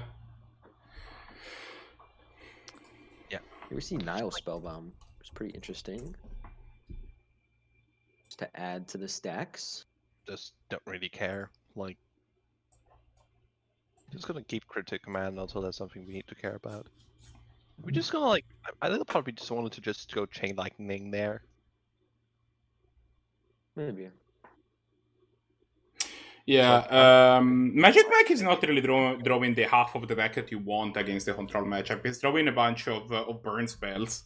And in the case of some, like, Blitz of the Thunder Raptor, they can't even go face. Yeah. I appreciate, it's nice that they exile, like Blitz of the Thunder Raptor, for example, exiles, which, you know, can be nice against an opponent that has had, like, Nether Traitor in their deck, but... Nah, that's probably. I did like playing Titan there. You tap under counter magic, but then you just have a huge clock on the board. You do have a gigantic key. The prison deck is pretty likely to have something to answer the Titan pretty fast. Yeah, passively they've been playing, like... That means they haven't been trying to play as stack pieces. They haven't been trying to play anything, really. Which means they've already got something in hand at this point. Yeah, they have to have some sort of reactive spell in hand. I like leading with this young PC a lot more, honestly. If they have some sort of, like, you know, sacrifice effect, you can it's very resilient against that. You keep this Miscalc up, you keep this Cryptic Command up, so you're very likely to, like, be able to get some amount of value before it dies. If your opponent has a Wrath, they have a Wrath. You're good use of your Train Lightning as well now. You can blitz your Pyro to create a 1/1. Yeah, that's gonna deal 0 damage, actually. Oh, the value. Well, I mean, if your opponent goes to like Innocent Blood view, right? Like, you'd rather sacrifice a random meteor.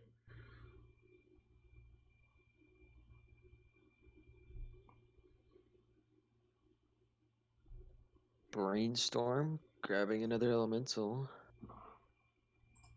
But now I'm jealous of Gosmith having dessert, so I'm also gonna get dessert.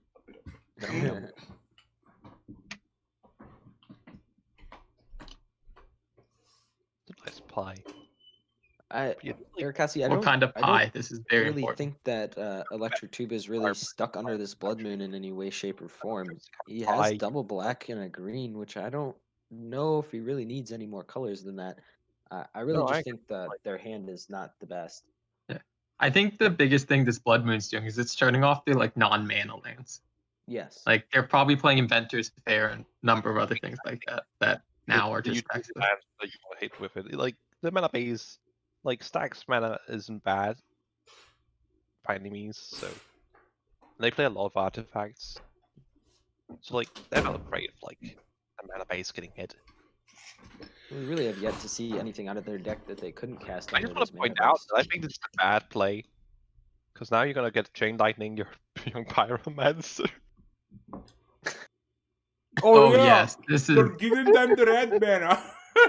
Oh, that was. It's fine. They can Cryptic Command the copy, not only low. You know. Oh god. Actually, if you do anything, you Cryptic Command your young Pyromancer bouncing it. Now he can Chain Lightning back to the face while holding up Cryptic Command. Oh. It's actually not even the worst. No, Will- but then he's tapped out of so much mana. Like now his opponent gets to resolve whatever he wants next turn. Well, he still has Cryptic Command. I I mean- I did like copying Chain Oh, Lightning. he didn't want to use his two Yeah, mana I would to- have copied and gone face I again think because your I- opponent can't flip it back. Yeah. Hey, Judge, I got a question about Chain Lightning. If he did copy it with the young Pyromancer there, would the Pyromancer be alive to make an elemental there? You're not casting anything, so it would not Yeah. trigger. Yeah, correct. Okay. But if it did say or copy, it would still be alive because the Oh, no. original spell Yeah, wouldn't have. like if instead of Young Pyromancer, you would have Chain Lightning like the War of the Spark Rahl, it would have triggered to ping. So Expedition map notably here can get any basic land. as well as another green source here. Thoughtseize is pretty well, strong. As a basic. Oh, you mean like the monks? Yeah, that's just gonna be countered. Like you don't want to lose your Inferno Titan. Yeah. You've been spending so much time This keeping. might it safe. allow something pretty nice to resolve from ElectricTuba here. Yeah, likely a lot of the. Ooh. That does mean he's prioritizing some things here. Absolutely. I don't think that's as big a deal as. I mean, he has an expedition map now, so he gets whatever land he Yeah. wants in the deck, which seems very Some good. Here. pretty powerful lands coming out of Tuba's the deck. dead.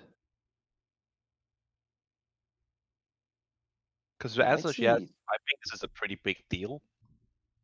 We might see a Tabernacle here. Nah. Tabernacle doesn't do that much. Making your opponent tap 2. They are control, but like I don't think it's huge. Honestly, I Strip think I Mine like doesn't Tabernacle over seem- Strip Mine though. I agree. Like, it's I would gonna agree with Oh, but that this as does well. prevent Mystic Sanctuary getting a Cryptic Command back. Yeah, but like you got rid of. Remove a reason, presumably. Fast Bond. Ooh, if there's a Crucible somewhere hiding in Tuba's hand. Oh, Get me, there's the- Skull. Oh yeah, like absolutely. Like that's probably why he went with that line of play. Yeah. Suppose the type of line of play you had, you should probably gone for the untapped land, and then just gone off. Yeah. I love Beaskulk. It's one of my favorite counter spells ever printed, to be honest. Oh yeah, absolutely. Like it's still interesting and not busted. Yeah. Like I think it drop. Would miscalculation be too good for modern? Hot take. No. Yes. I don't. Yes, Think I so. think it would. People are playing Mana Leak, and I think Miscalculation overall is better than Mana Leak is.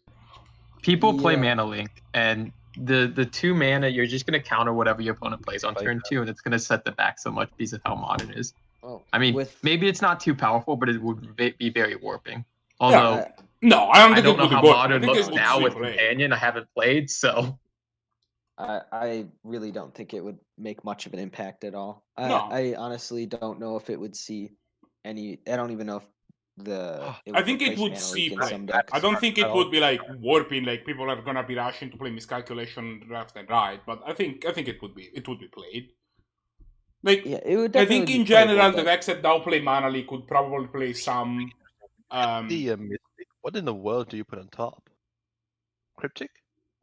I think it's a Cryptic here. Oh yeah, Cryptic Maybe Command delayed. 100% every time. So Yeah, good. like also like save for like a Mystic Confluence. Put that on top. Oh, there's a Mystic Confluence somewhere? in hand. Oh. Well, I mean, if you cast Mystic Confluence before you do the thing, yeah, you put that on top. But Toxic Deluge. I think this I is know, a counter unless you pay 6. Yeah. Oh, negate. I think- All right.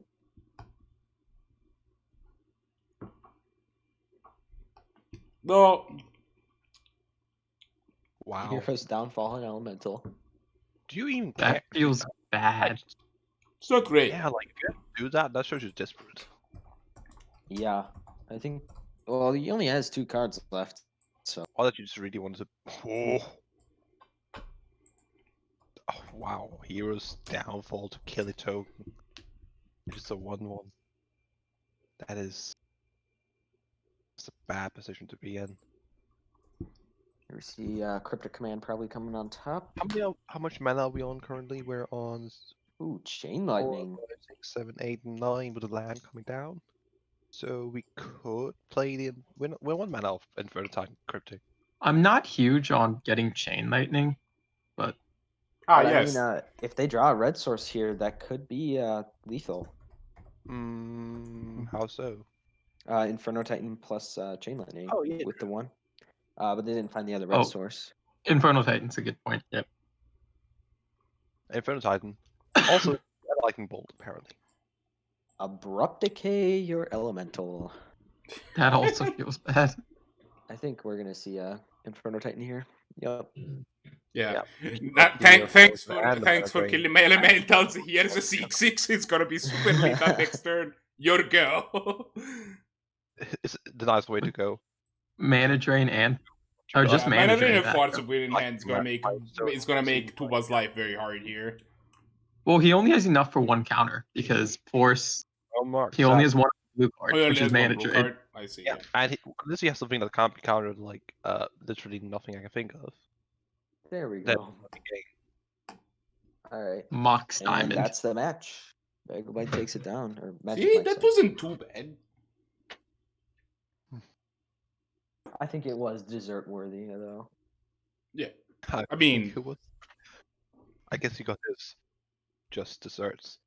Yeah. Stax, no Rodan. God damn it. Okay. Technically true, yeah. Technically true.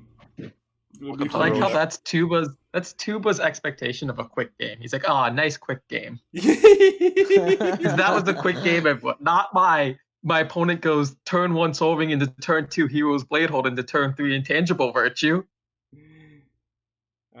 Look, it's not my fault I drew all my points all 3 games. What am I trying to do here? Right. Punching in results. That's what I'm trying to do. Yeah, you guys say stuff. I'm gonna pair. Oh no, never mind. Yeah, you guys say things. I'm gonna pair round 4. Things. Yeah. There are several things to do. Doggo. Dogs have things to say. Apparently. So Woofer, what do you have to say on this matchup? Ah, yes. Thank you for your helpful commentary, Wolfgang. Anytime. We all know who the real beast here is. So we have Brahms, Luca. That's going to be our feature match for now, and probably we're going to jump into probably Blahguy versus Arakasi or Wolfgang and Kelvin afterwards if we have time. So we're gonna see if Brahms can get the Can he undefeated beat here. And I'm gonna say I think I want to be on Brahms' side, and that's purely like I said because I think that Lucas plays so many cards to just do nothing. If Lucas had been straight green I mid think range, Brahms is low enough that I like the mid range side in the aggro yeah, I versus think mid range like, here. right, like the cards that Lucas had that are good are just that good against him. Like it's definitely not like a like. And I know I'm getting Lucas a lot of shit. Yeah, I think the kind of strip mine wasteland big Thalia against this mid range deck is going to be pretty backbreaking. But that being said, like just a big Tarmogoyf and some chonky threats could really shut down Brahms' deck. Strip man. Strip man. No man. Oh, Oh, man. dude. That is the Unfortunate most superhero powerful names. superhero. The most powerful superhero, Strip Man. No, low. See you know what the difference between low man and Superman is? Low man doesn't Absolutely have nothing.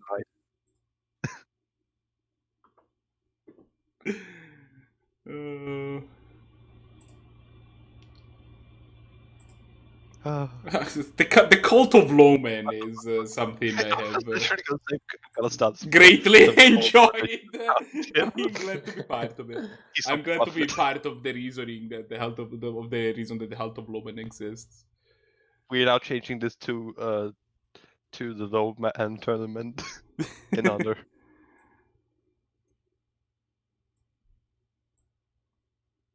Oh boy. So it looks like we have a game. Just We kidding, have, we everything set up. we have lots of Loading some- things. Ah yes, Jason's ingenuity. Actually quite nice art. Not my style, but like I can recognize art. I Let's heard see, you what like Ancestral Recall. Would you like to pay 4 additional mana? I've done that before. Oh, I was actually not expecting a Brahms to mulligan, but like this is definitely a great hand to mulligan to. 3 lands, a bunch of 2-drops, and a mother, and strip mine. Mm-hmm.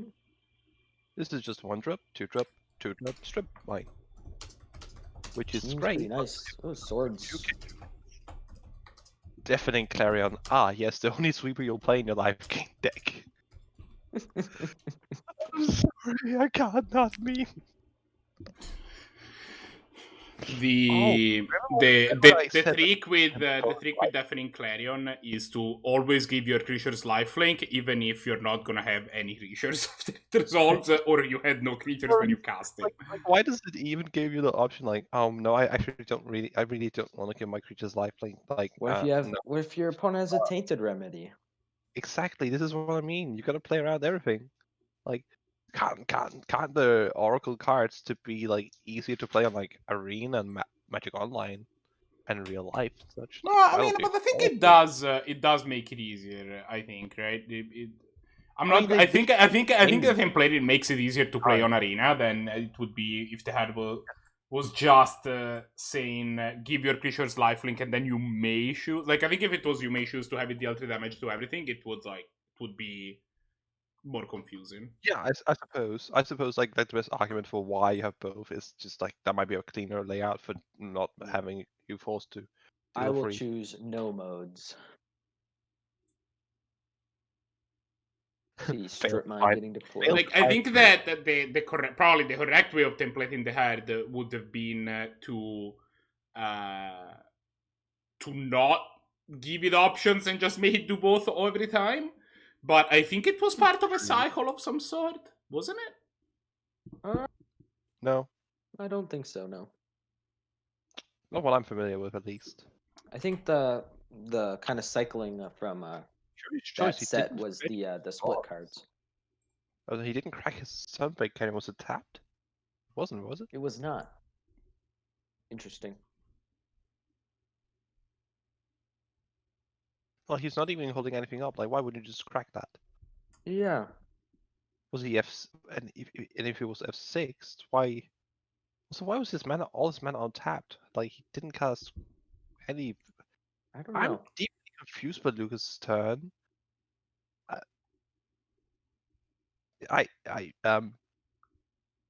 But yeah. Brahms seemed to have noticed that he wouldn't have cracked a canyon because targeting it with the strip mine is quite odd at that time if he could just draw from it. He can't target it with the strip mine at all. Sorry? Lands can't be the target of spells or ability. There's atomic in play. But you can still strip Wait, mine what another land of Lucas. Yeah, but like specifically, Tomic says. Oh yeah. Sorry, It's not symmetrical. It's not That's symmetrical. how the You're strip right. You're mine right. You're is right. in the You're right. graveyard. I'm sorry. I'll stop talking now. And now having the Caracas is quite relevant here to both protect his most evasive threat and Yeah. potentially. And just seeing if that bit less flexible. And here we really see where the too much life gain cards kind of come into play here. Yeah. I am not. Ajani a fan actually of plays quite Ajani. nicely with kitchen things, right? Because like, let's say you slam with the kitchen things here. If they Yeah. block, you can just put a +1/+1 counter on it, and then Well, that line of play has evaporated, unfortunately. no. Yes. But also your Right. creatures having vigilance means that they will be around to block next turn anyway. Your opponent now, in order not to take 1 billion damage, has to block something. Now, for those who might miss it, Monstrosity is a messed up design choice. Because Yeah, you represent that you got monstrosity by putting +1/+1 counter on it. Except when you get it from another source, in which case you don't. It has to be monstrous for you not to be able to activate the monstrous. I mean, as much awkwardness as sometimes you get from like, oh, I have my creature with what's the not mutate, the blue Simic version of it. Oh, what is it called? Adapt? Adapt. As much as adapt, sometimes, oh, I put a +1/+1 counter on my attack creature accidentally. Oh Yeah. shit. As Mhm. much as that gives, like, just the cleanness of being like, does it have +1/+1 counter on this? If yes, then you can't put counters on it, and then it can't be monstrous. It's done. Like, or at least like something similar, like something that's very clear that it's been activated. Yeah. And it is odd that there's no like monstrous counter. Yeah, like as weird as it seems, just having some of these counters that like do things like that. Like, yeah, you're Mhm. gonna have to have weird counters, but you know what? We already have energy counters, poison counters, whatever the fuck you want. Everybody Flood does. counters. Ah, yes, good No, old but break counters would have like You remember break counters? it would have interacted weird. Like it would have interacted differently than they wanted the creature to interact. I think it's just like Yeah. I think it would have been better to have some sort of reminder, like physically, to have for some sort of reminder to be in the parks. That would have Yeah. made things easier, but don't rules-wise, I think that the mechanic works better without it being a counter. Yeah, now, so I haven't opened any actual physical Ikoria packs, but as far as I understand, we do get the tokens, the like. Yeah. There's a Really? punch, Yeah, there's a they punch have out the, card, kind of like there was in So glad Amonkhet. they went back to that 'cause I really like that from not Ikoria, Amonkhet, with like the Yeah. sword. I mean, I was think for like, Ikoria, it was pretty I much want that. absolutely Give me that necessary. for every set. I want that. Like, it's to give me that instead of like whatever the fuck random shit you give me. Like, oh look, we have a commercial card here. Oh, give me something I Well, I can mean, use. it takes the place of a token, right? But like, I think that for Ikoria it was absolutely necessary. For Oh. other sets, maybe not so much. But for Ikoria, Recently, I just recently they think brought back the blank non-token yeah, it was commercial gone for a few advertising sets, cards. and now it's back, and that's one of my least favorite things. Yeah, it's just not necessary.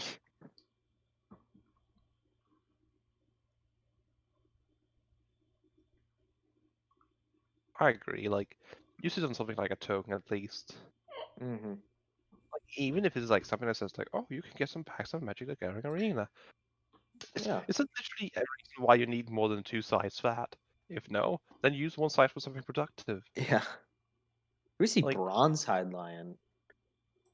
Pretty Scrap the interesting. Bronze-Hide Lion. Is that the Yeah, Horse previously, Lord? like, does anyone have this token? No. Well, guess I'm just using random shit then. And I'm Bronze lying. Hide Lion is judged by the highest courts of what is it called? It's not Kylem. What's the plane of conspiracy? That's One Kylem. second, Oh, it is Kylem. I thought Kylem was Kyrem? Battlebond. Oh no, sorry, Fiora is conspiracy. Yes. Fiora, yeah. That's correct. Fiora. Which, I'm sorry, as much as I love Magic and its naming often, why would you call a plane Fiora? I don't know. It's an Italian sounding name. They wanted to go for an Italian sounding I mean, plane. that makes sense, but like, it's also a name that, especially with like both like League of Legends, but also just like the fact that I wouldn't, if someone said, what's your name, Fiora? I wouldn't be like, huh, what a weird name. I have someone not goes, like, seen "What's your or name?" talked to anybody named Fiora or heard of anybody named Fiora. Fiona, that's a name, but If you, but those names sound so similar still. yeah, they do. But like, still, like, And like The one as I thing said, that really fucking bothers me from original conspiracy is there's a card that references another plane, and I don't remember what it is. It's like into the something from. It's like Zendikar's Royal, I think, or something like that. And it just always bothered me that why are we on a separate plane while we're in this set?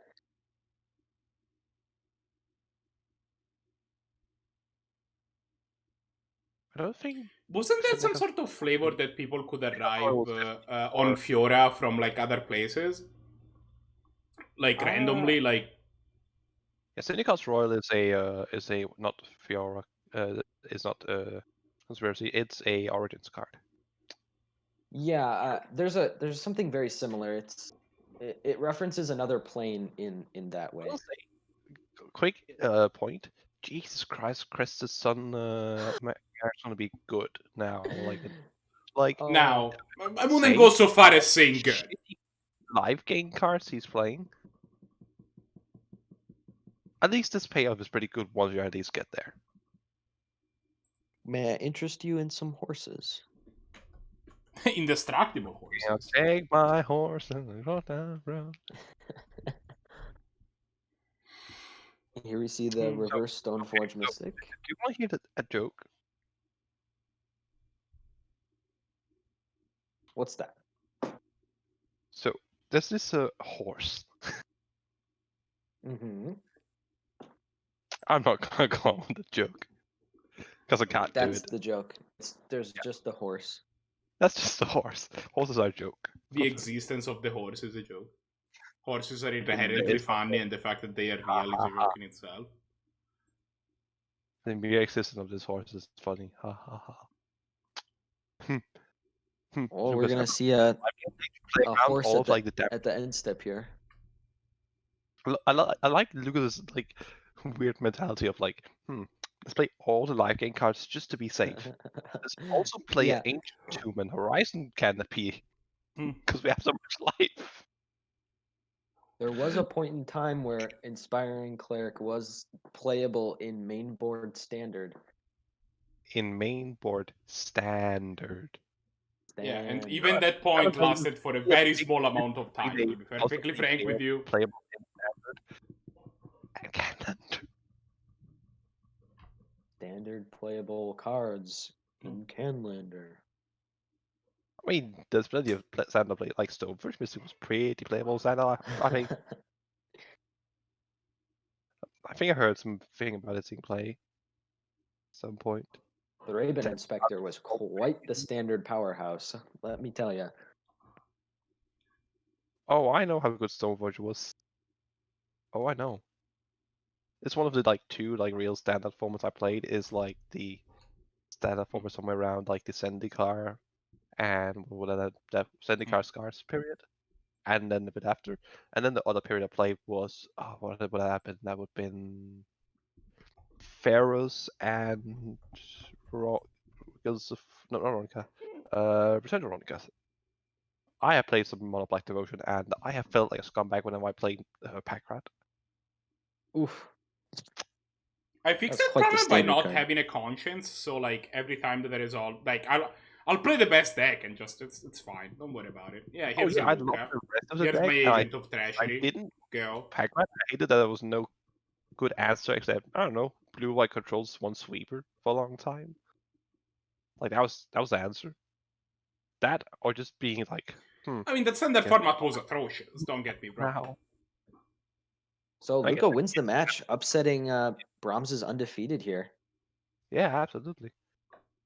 Like apparently Chris is somewhere pretty good when you're just like in Yeah. a ball thing. Yeah. Random Get some live game. horses. They are horses. They are indestructible. I'm gonna take my horse. You can be like, look at my horse. My horse is amazing. Brahms for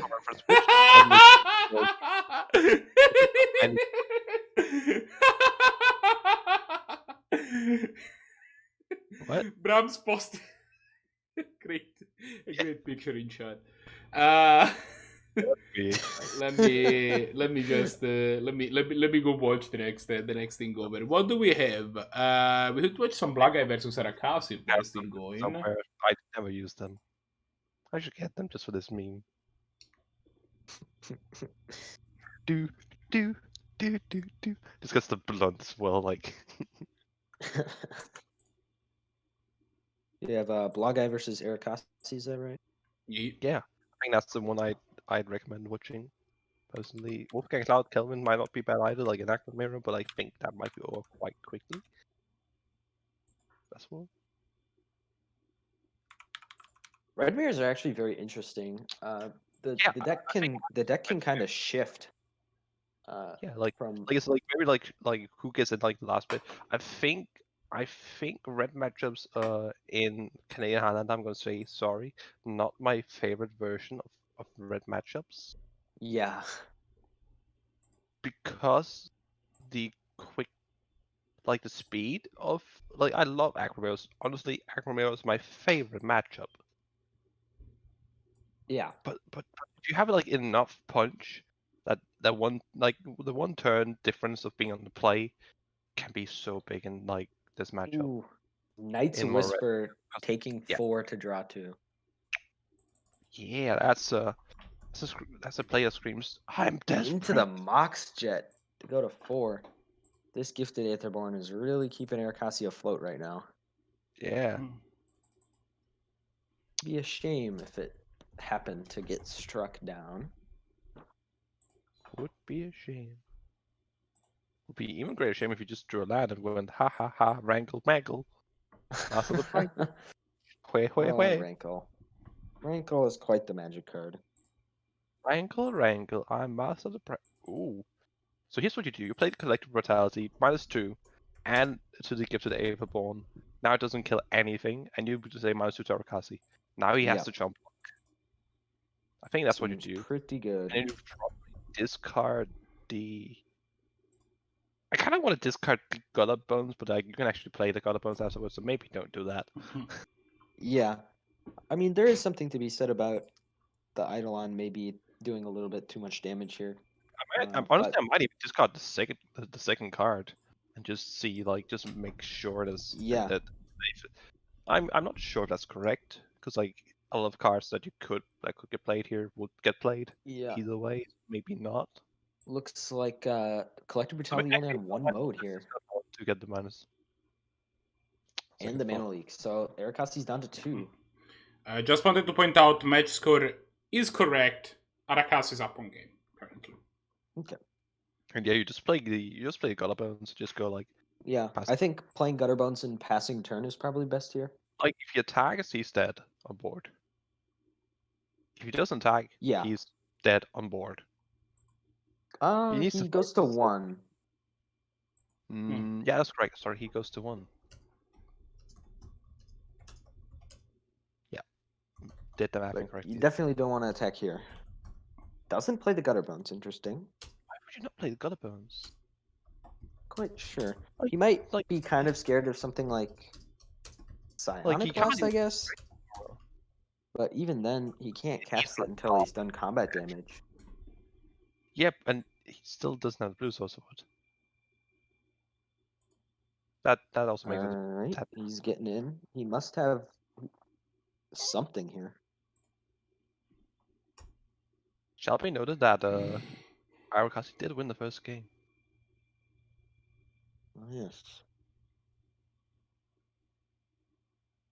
This Eidolon is really just putting the hurt down on Arakasi. I end up getting punished, Blahguy, for not playing the Gullet Bones. Blocks? That's interesting.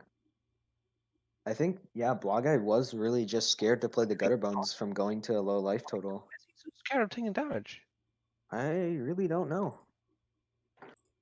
He might be scared of, like, blue source into Brazen Borrower, but then you're just dead to the Eidolon. Yeah, exactly.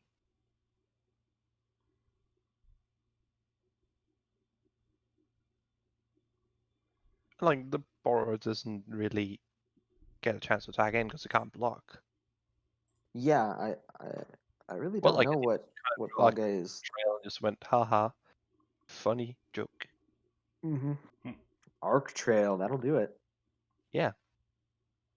Can even get the free ping in on the Aetherborn for whatever that was. That's worth. Alright, we're gonna see a game 3 here. Yeah, we're probably gonna take a second because I think I'm probably going to try and set hand cams up with Arakasi again. I think we're gonna have to revert to Hangouts because we're having the same issues. So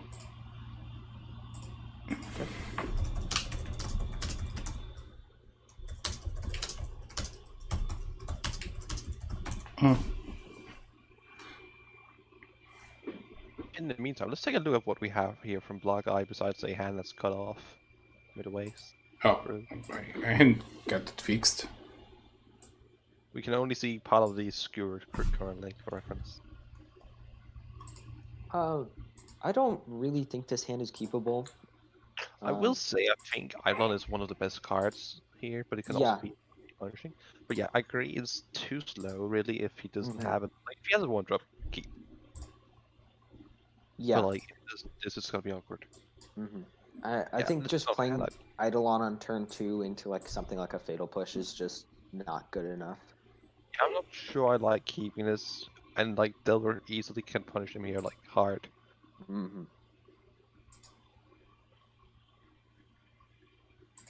Honestly, I don't get a lot of like Sulphurous Ring in hand. Like you're relying already on using he has to fetch into a red source as well as tap for the Sulphurous Ring, so going down to 18 and then just having your Eidolon die is not really what you want to do. But so he does end up drawing like a spell and just probably going for it, I presume. He's just gonna pass and allow his opponent to untap. Yeah. That's interesting. Immediately just kill it. He might want to. Maybe he's hoping for like some information or like tapping it out on like a big turn so he can resolve like I don't know Eidolon. But if he does the Delver flip with counter magic up, perhaps. Yeah. Even if this Delver doesn't flip, I think letting it connect is still very incorrect. Oh, I don't think he's trying to let it connect ever. And I think if he goes any further than the upkeep, then I think it's a mistake. Yeah, I think untapping was pretty much already a mistake because Arakasi is on things like Spell Piercing. Yeah, and even like mental misstep could be relevant, just like getting that to life. Letting him play another land as well is pretty.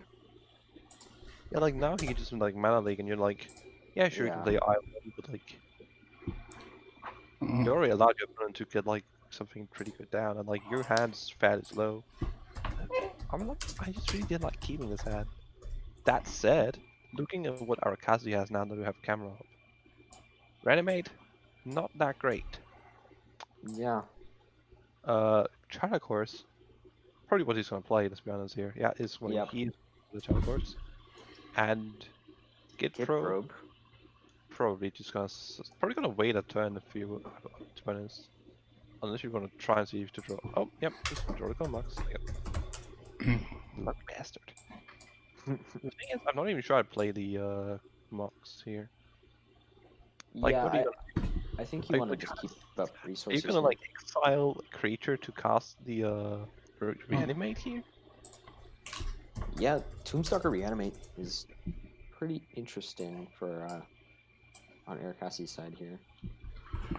So you know, away from Tombstalker actually. People have tried to explain me multiple times why all the other Moxen are like Mox Opal, Mox Diamond, Mox Jet, but Chrome Mox is not Mox Chrome, and I still don't understand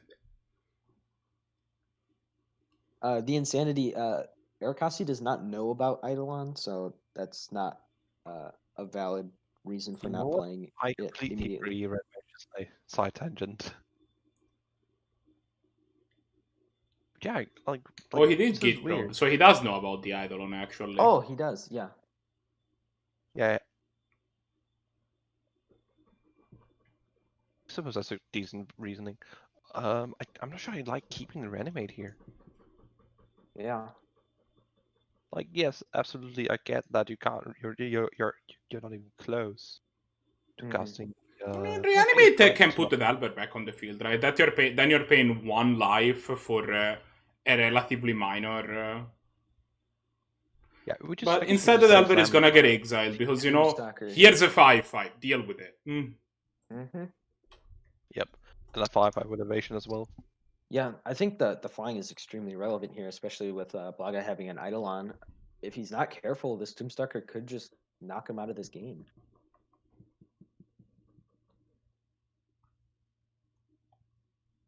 Like, Reanimate doesn't do anything now, admittedly. Unless Blahguy lets some of his creatures die and he lets them get Yeah. reanimated, I suppose. Reanimating think I'll- even like Eidolon would be pretty good for Arakasi.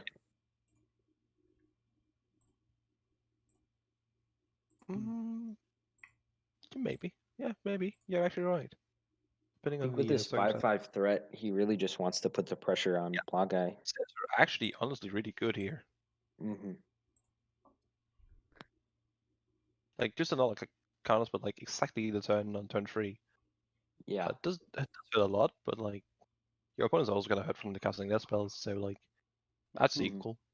You have a significantly faster clock.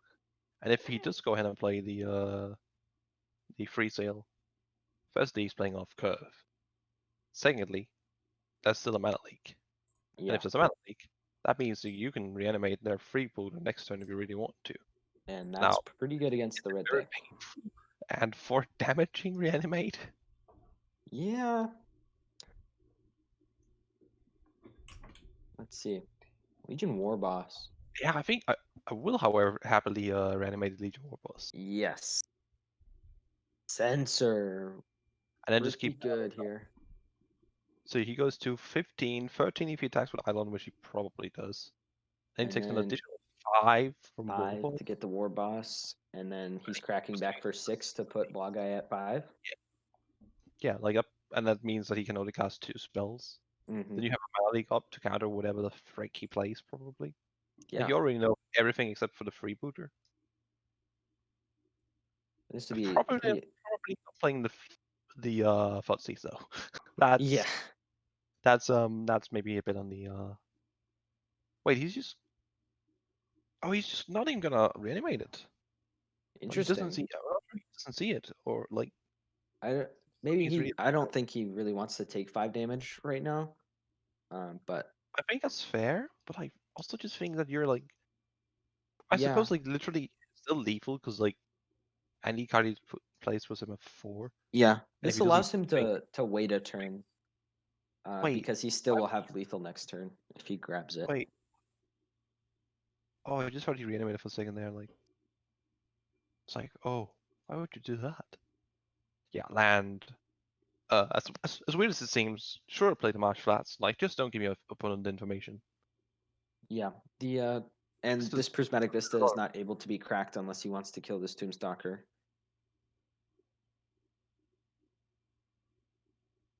Arakasi falling down to 11 here.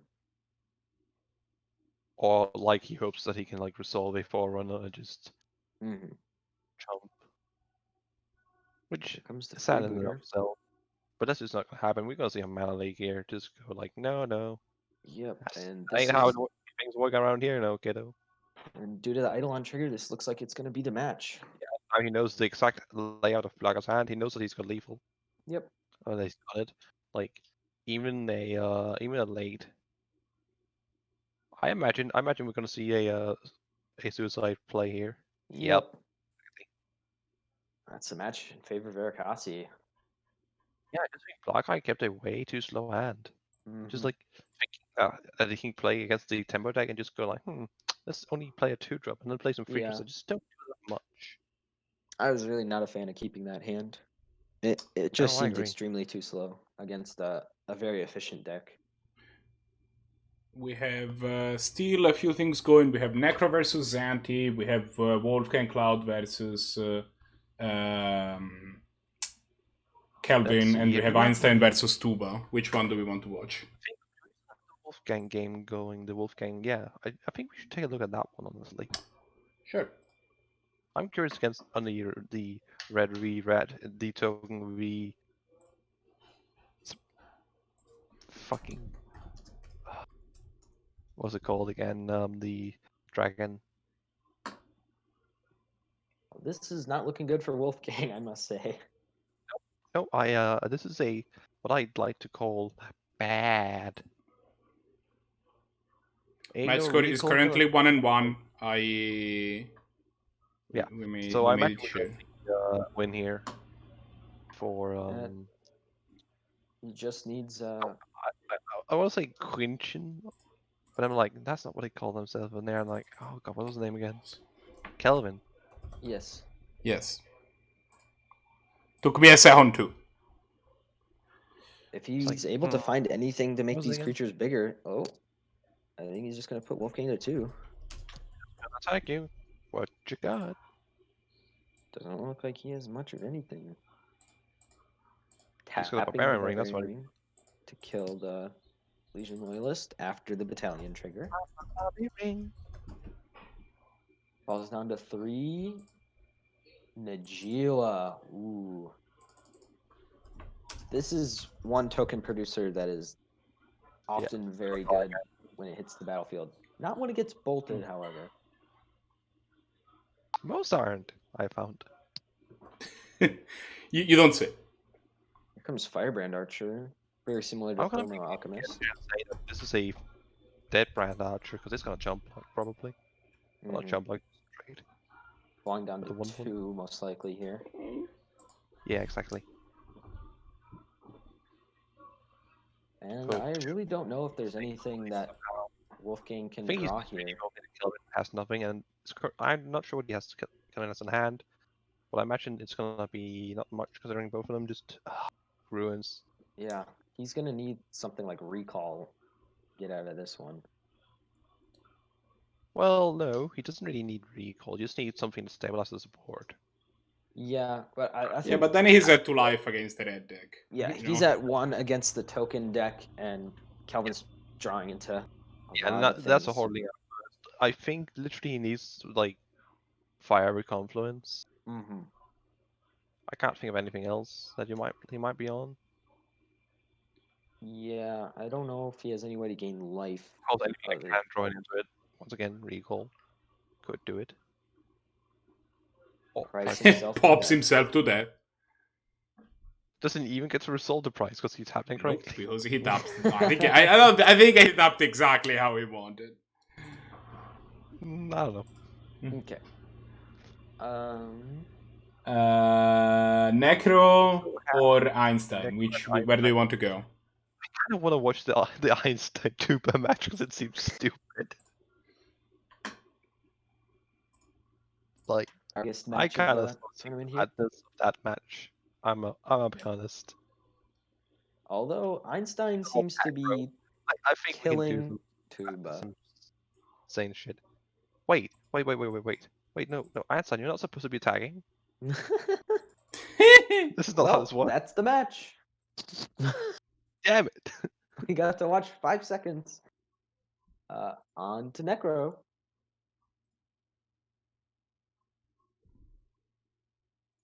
See how quickly this game is ending. If Oh, it it looks ends like we... right as we get in, I guess we don't have to do any commentary. So that's the good news. Yeah. Just But it's when looking people are dying.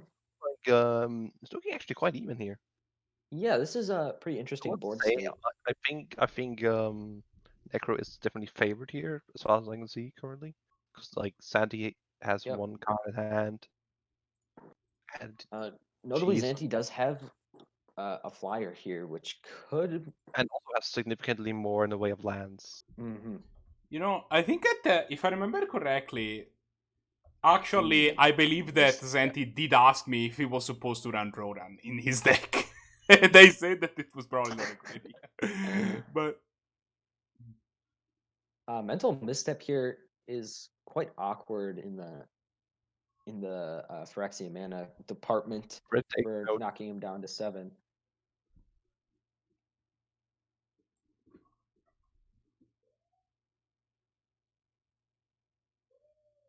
Necro moving on into combat. Probably not gonna do any attacking. Yep. We're going on to Zannty.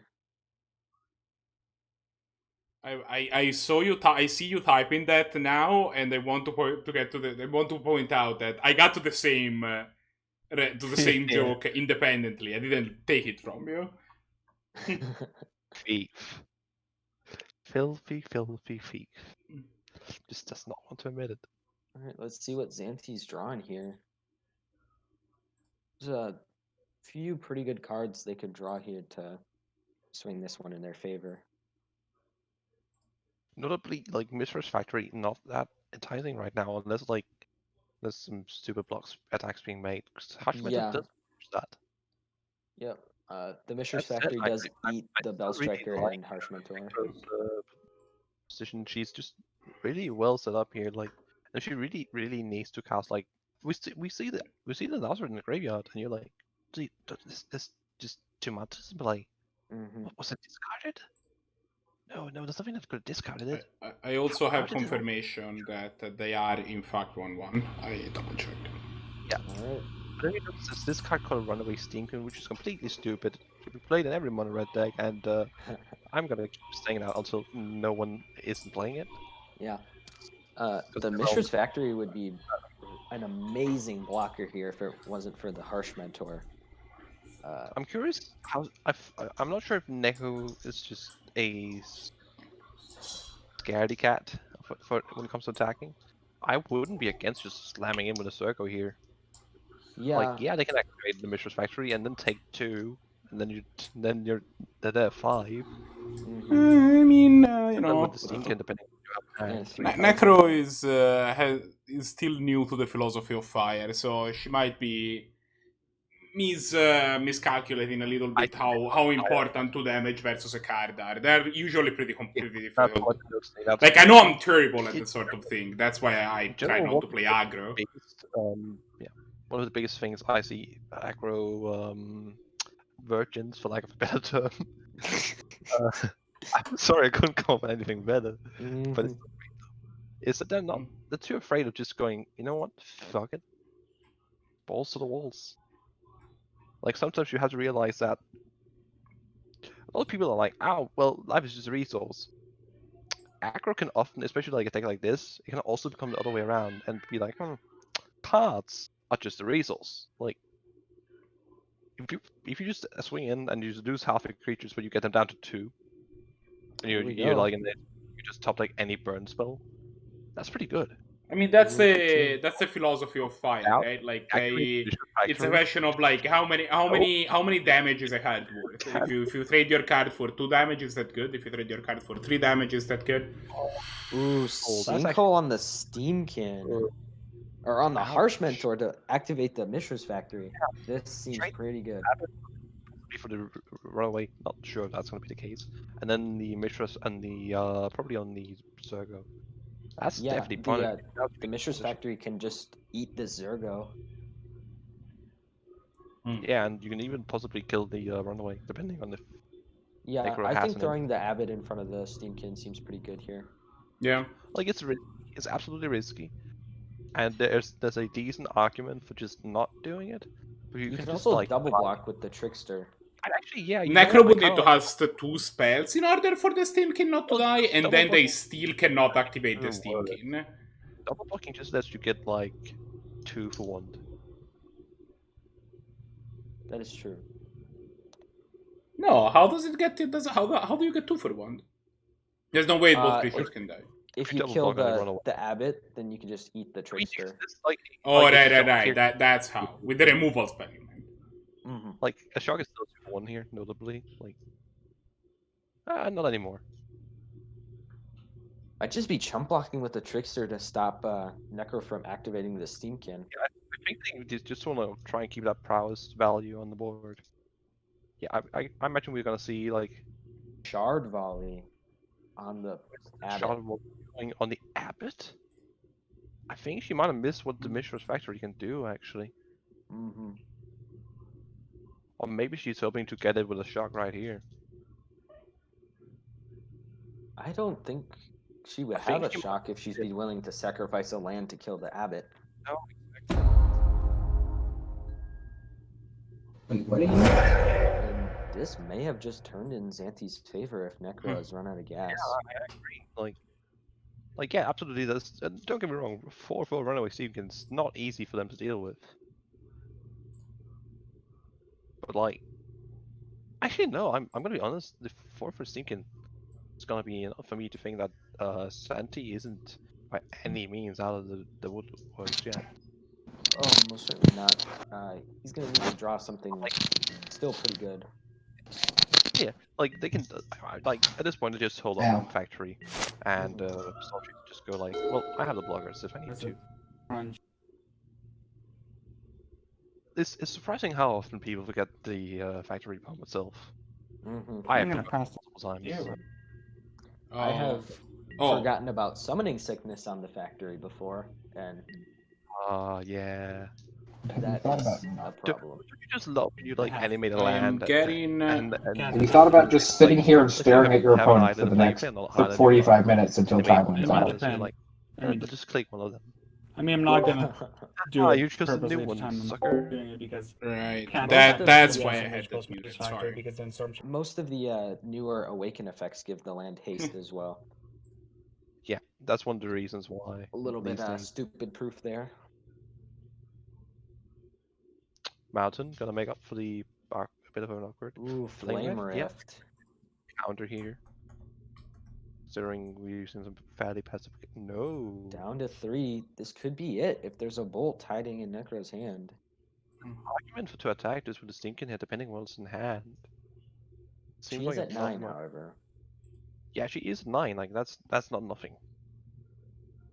That's it. Flame Rift, And definitely. Zannty is going to have 3 cards in hand, so we could see something. That's a lot of Snowhovered Islands. Three and two over Zannty's three, really like good the at two drawing modular. those.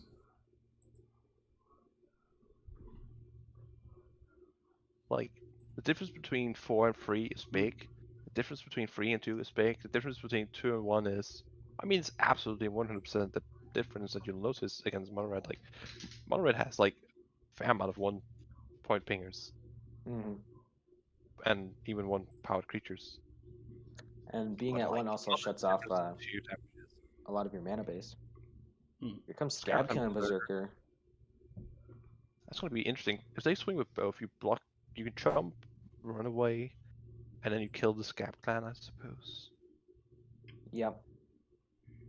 Yeah, No I attacks. kind of figured that Interesting. Echo wasn't going to attack here.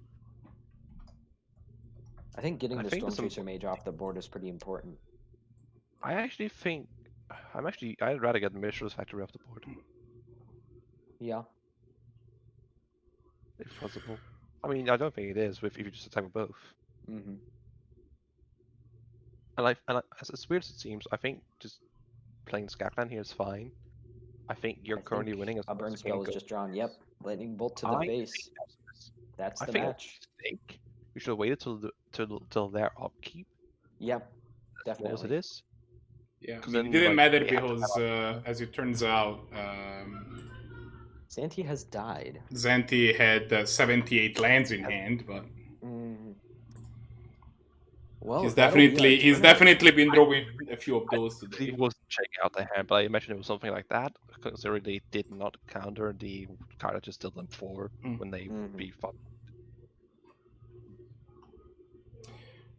But with that, I think that's it for today's tournament. Yeah. We didn't have a single winner today because nobody went undefeated due to the nature of running 4 rounds with less than 16 players. But we had a couple of people that went 3-1, and as soon as I figure out how my computer works, I'm gonna tell you who they are. Actually, you guys say things. This is oh god. I'm gonna be back in a second. You guys keep saying things. I'm gonna Undefeated try to get this mess sorted out. What's that? Bailey's and I definitely went undefeated. Like no one technically defeated us. No Did one you guys loses. enjoy my 4 straight lands at the end of that game? It was pretty interesting. Yeah, there's definitely been some flood games here today, like people losing to some draws. Who else? I think it was Stevie at some point also had like a flood game, I believe it was. Some Blue Red Moon, I believe. I want to preface in that game, I was holding up a Fire Blast, and I was like, oh my god, the blue deck has 4 cards in hand, I will never resolve this, I just have to wait. And just like, for another burn spell to bait it, and like, while my opponent's just like, oh, I'm super dead. They're dead. Yeah, their last 4 draws were Island, Mountain. It was Mountain Island. It was slightly different, I think. Wow. But I'm still 2-2. Yeah. I had another game earlier where I kept a 6-card hand that had 2 lands and 3 spells, or 4 spells. I proceeded to draw 1 Arc Trail on like turn 6, and the rest of the 9 cards, or like 6 cards I drew, were all lands. So at the end of the game, I had 10 lands and 5 spells total. You should run 30 lands. I have 32 lands in the Mox in my deck. Oh Exactly. my You should only gosh. have 30 mana, sir. You're a low curve prowess deck. You don't have any like high drops. You really want it. All right. So Like, we honestly. ended up having a pretty interesting final standing here with the 4-player tied at the top, with Brahms, Arakasi, Luca, and Kelvin all finishing 3-1. So yeah, I mean, good job there. And nobody finishing with 12 points, which again can happen due to the nature of how things go. I want to remember everybody that this tournament is run off of the Discord. !Discord gets you there if this is if this is on YouTube. If you're watching this on YouTube, that's gonna be in the description down below. If you want more information on the 10th point, you can type !10p in the chat, and that's gonna get you to the places that you need to be. Specifically, if you want to sign up for next week, the sign up polls are at !next poll. We run a Saturday event which is not streamed, but you can still play in it. And it's run at 4 p.m. Eastern time, and we run the Sunday events, which starts at 1 p.m. Eastern time, as you have seen today. Both the top 4 of both the Saturday rankings and the Sunday rankings will get to the finals, which will be run mid-July. And we're gonna have a 12-week season and then run the finals in mid-July, and that's gonna be it's gonna be sweet. I don't have jokes aside, but that's gonna be where we are going to crown our champion there. If you have if you wanted to, it would mean the world to us if you could drop us a sub, especially if it's with Jeff Bezos' money. He has way too much of it, I can guarantee you. So if you have a Prime sub or a normal sub, please consider subscribing to the 10 point. It helps us running a bigger variety of things, and improving the quality of stuff, and improving the quality both of our audio and our video and all of that doing more interesting things that money can be exchanged for goods and services. I'm not going to, you know how this works. With that said, I think that is it for this week. I want to thank Gosmith and Balex for joining me in the booth today. And we will be going to be raiding one Serge Jaeger. Tell him that Blue Moon won even if it didn't, just to spite him. I mean, a Blue Moon deck went well, so you know. Not. Anyway, I will be talking to you next week. Thanks everybody for watching, and see you soon. Bye.